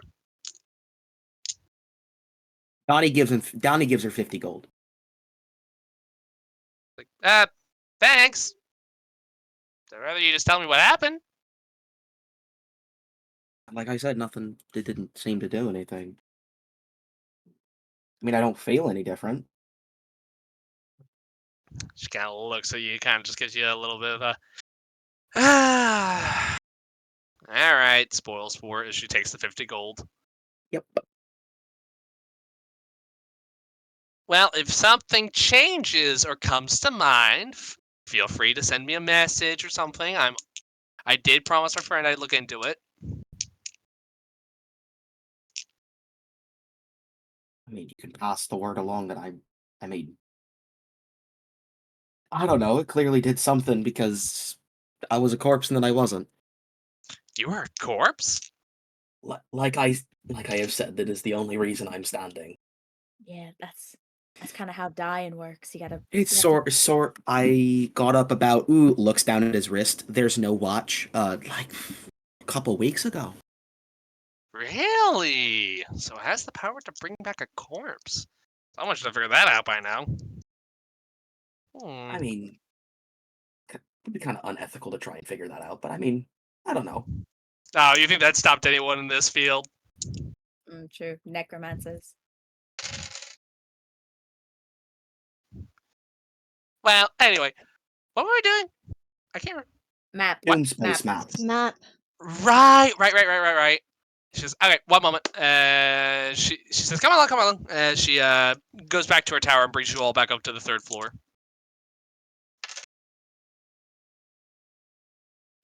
She starts rummaging around and she says, no, it's not here. Where was it? Okay, so I'll be completely honest with you lot. I don't have a map of Doom space. It's a little hard to see with a telescope, considering it doesn't really have a sun anymore. But I do have something else that you might find useful. So I have this little device, and she kind of pulls out a gizmo, and she says, this gizmo shows you where you are in relationship to planets, moons, and suns in a wild space system, but you had to be in that system to use it. To get to another system, obviously just go through the astral sea. You'll get where you need to go. That's simple. But once you get there, this will more or less kind of generate a 3D map, kind of give you a bearing to where you are. As she pulls out and she says, "This is a orrery. It will basically project a little map for you of where you are in relationship to anything else in the system."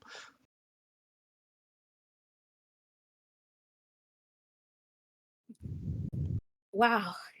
Thank you.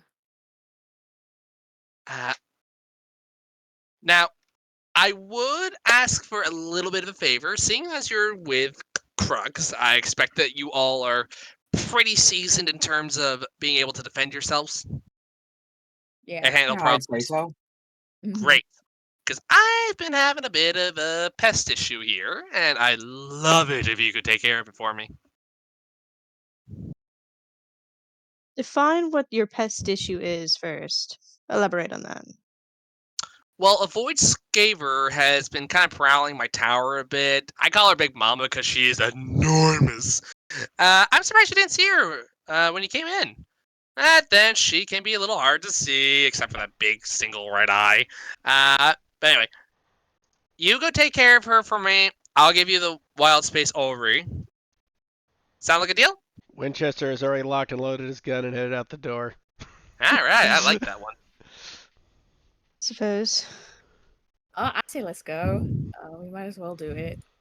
Great. As she throws you the orrery, and she says, "Your friend's a Krug, so I assume you'll do it. So I'll just give that to you now." Thank you. You're welcome.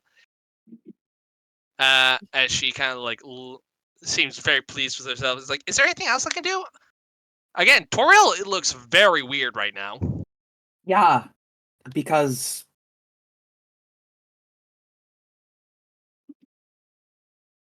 You know what? Xerxians are- You know what? Yeah. I'll go ahead and take a look at Toriel. You got it. As she starts spinning the telescope in another direction, taps on the wall, another window opens up, and Lucius, you look in. You see over the past several days you have been out in wild space, probably at this point a week. You see that the vines have grown rapidly. They are covering more and more of the surface area of the planet that you can see. And she looks and she says, "Yeah, it's real strange. I hope everyone down there's okay. You said you knew something, yeah?" Well, yeah. This is because of the recent passing of the Xarian's emperor. Really? What does that have to do Yeah. with anything? I didn't think Xerxians were home tutorial.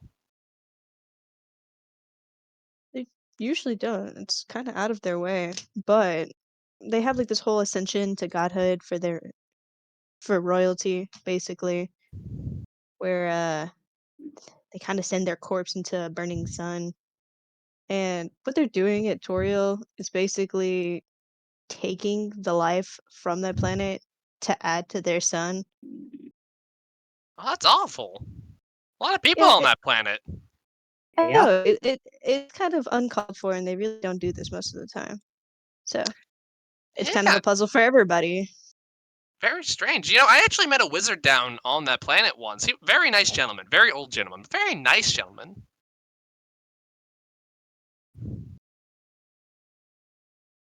I see. Yeah. What was his name? I can't remember his name. Does Donnie recognize who she's talking about? But Yeah. all she said is old wizard. But it would be an old wizard from a planet, so I mean, That's it might lot be a of- significant old wizard. There's a lot of old wizards, yeah.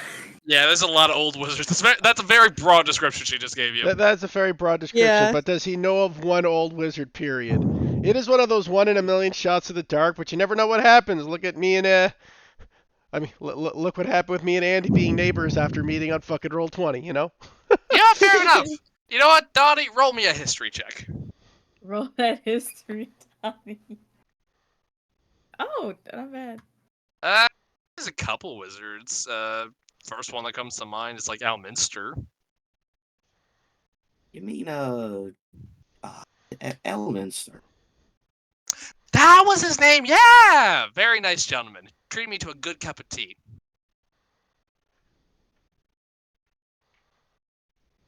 I wonder how he's Fair doing. enough. Probably not Only well. trying to stop that. Fair enough.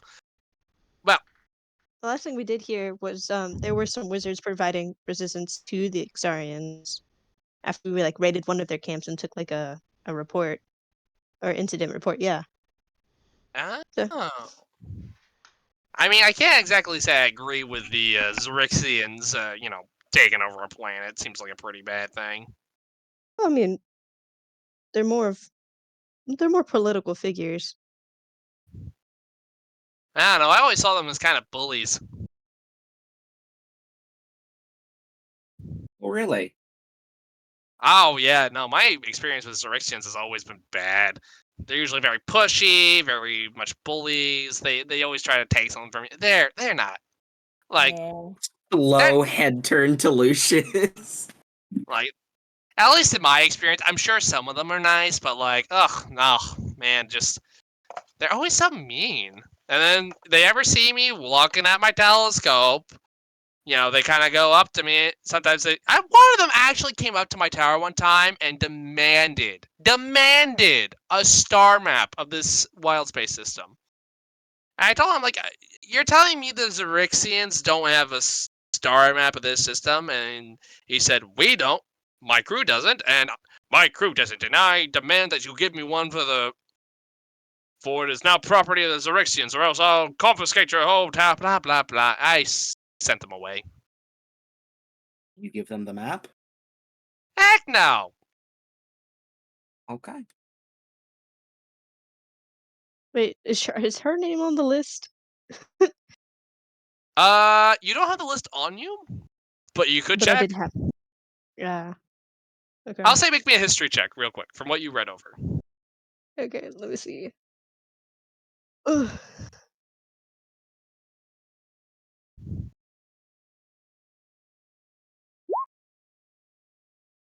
So her name was on it. It was kind of, though, a very low thing, like this is a person who's not friendly with us.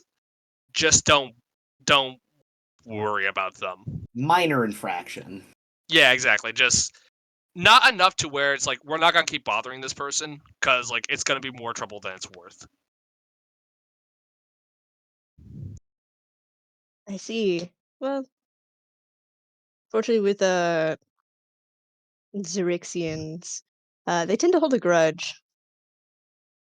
Yeah, funny enough, I do too. Yeah, but their grudge is more of like if you wrong them or irritate, minor inconvenience to them in kind of any way, you're sort of a criminal. I would Man, hope this Xerixian Empire just sounds better and better. Staring at Lucius. Hey, I told you about that the first time we met. Doesn't matter. Oh, I see. There's a little bit of a thing going on between you two. What? I know they have such great tension. I know. If you Absolutely know, fucking not. They're just Oh, that's what they all say at first. they're a little Me- shy about it, you know. Oh, I know. Don't worry. Yeah. I can and will throw you off this island. Okay, I'm leaving. does he get your blood pumping? I Because don't you're think my dead, so blood it's really pumps. hard. Exactly. So does he help with it? No. If anything, Oh. he makes me want to die again. Oh, I tried. No, you can't force somebody to feel their feelings, you know. Trust me, I had a dark and brooding lover once. I don't want another one. Write that down. Write that down. Someone update the flow Actually, had any lover is a fucking surprise to me. Fuck you. Dark and brooding. Topala looks very intrigued by what you both are saying, and she leans over to Veranaj. She's like, "Are they always like this? Always, literally always. Oh, I kind of want to come with now." It's a storm. Vera, Ooh. Yeah. are you part of the Xerxian Empire? No. Okay, it's because she said that the Xerxian Empire is kind of mean sometimes, and you were pretty mean earlier. Well, I'm an elf. Mean comes with the territory. Are all elves Fucking Xerxians? Christ. Topala just kind of looks at you, Miko, just kind of gives a little nod of like, just like a kind of a half nod of like, kind of. It's It looks like he's some- blowing a case wide open in his mind. He's like, whoa! Yeah, some will be mean, but in different varies of mean. Some are a little too prideful, some are a little too like a lot of them are a little too prideful. It depends. Pride. Okay, you know what? I think we've discussed this topic enough. Can we get back to destroying the giant whatever Big Mama it was? By the time we hit outside, Winston what's his name again? Winston? Winchester. Winchester. I don't know. Canonically, Vera does not know anyone's names. Oh god. Winchester, did you eat peanut butter out of that jar? I can see your throat closing up as we speak. No! He's already out and about doing it. It's probably been dead by the time we walk outside. He's probably skinning it right now. Wouldn't be surprised. Yeah, let's go take care of that. That seems more important than whatever we're talking about here. Does I Big Mama mean- have like a smaller kid and then like a petite grandson? I don't think so. I haven't seen them if they do.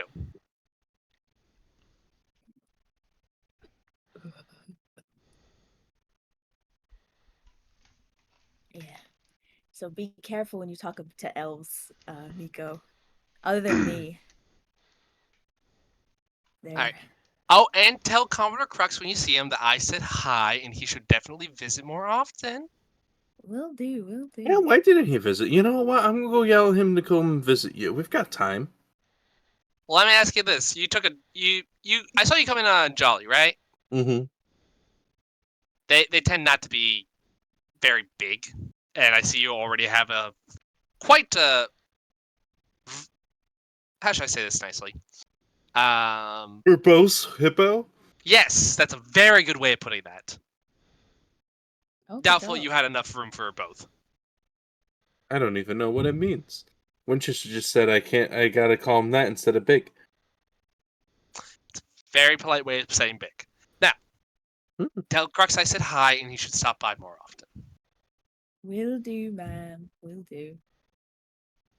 She kind of gives you a nod, escorts you all to the base of the tower. And she says, safe travels, and good luck with the Xerixians. We'll do our best. Thank you. You guys leave the tower. I assume you get back into the Jolly and go report to Crux. Yes. Let's take like a 5-minute break because I have to pee. I had to pee. It's Mhm. already 10:20. It's already 10:25 though.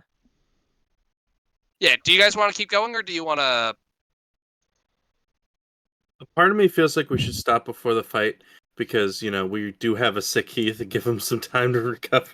That's Well, fair. So, like, To be fair, Man, fights are the part I don't have to talk. I just got to declare my motion. I haven't been talking because Winchester's voice is a little rough on my throat right now. Honestly, Heath, you talked a lot more during the comment than you did the RP. That's why I was just Well, like, that's maybe because take a talking normal doesn't hurt. It's when I'm doing the voice. break. Oh. I don't have to do the voice in combat because my voice, it doesn't matter if I'm cracking. it's already been like 4.5 hours. I wouldn't mind stopping here. 3 hours and Yeah. 20 minutes, but yeah. Time is a got construct. that time on dial. Well, I do record the sessions, and it does mark the time. Oh. Alright, so in that case, you all get into the Jolly and start making your way back towards the second wind. Yeah. And as this happens, I will, before we sign off, can I have everyone make me a perception check real quick? Sure. Oh. Can't use my passive. Can't use your passive. It calls for an active perception. F me. Joke's on you, it's the same number as my passive. Perception. Fucking killer. Cool. That's awesome. That's also the same number as my passive. So, as the jolly boat approaches the second wind, an enormous jet black behemoth glides out from the darkness and cosmic dust, its red eye glowing brightly as its jaws open wide. Long, stringy strands of saliva break off into weightless globs as a voracious monster descends from above. None of you passed the DC 21 perception check, Holy so you are all surprised. fuck, that is a crazy high DC. Jesus Christ. That's what the book says, man. I don't doubt it, but that's a high ass fucking DC. Oh yeah, no, you're supposed Wait, to did get you say a surprised here. beholder? Did you say No. that was a okay. No, a That's what- void skeever. This is Big Mama. I'll say it's fucking Big Mama. For reference, let me take you guys over to, I believe, yep, this is the one. You guys are basically caught in the middle between the dock and the ship. What does she look like? Oh, let me go get her token. I'll show you. Before we go, everyone drag your token onto the map so Michael doesn't try to do it and then we can't control them.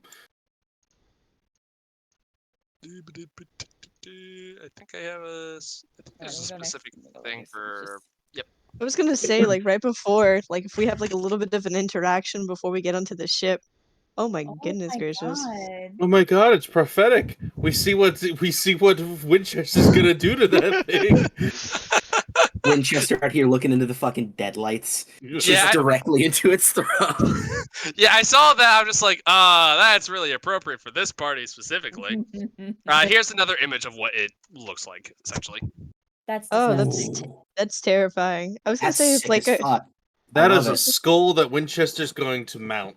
I've hunted yeah. these things before canonically as his character. Ah.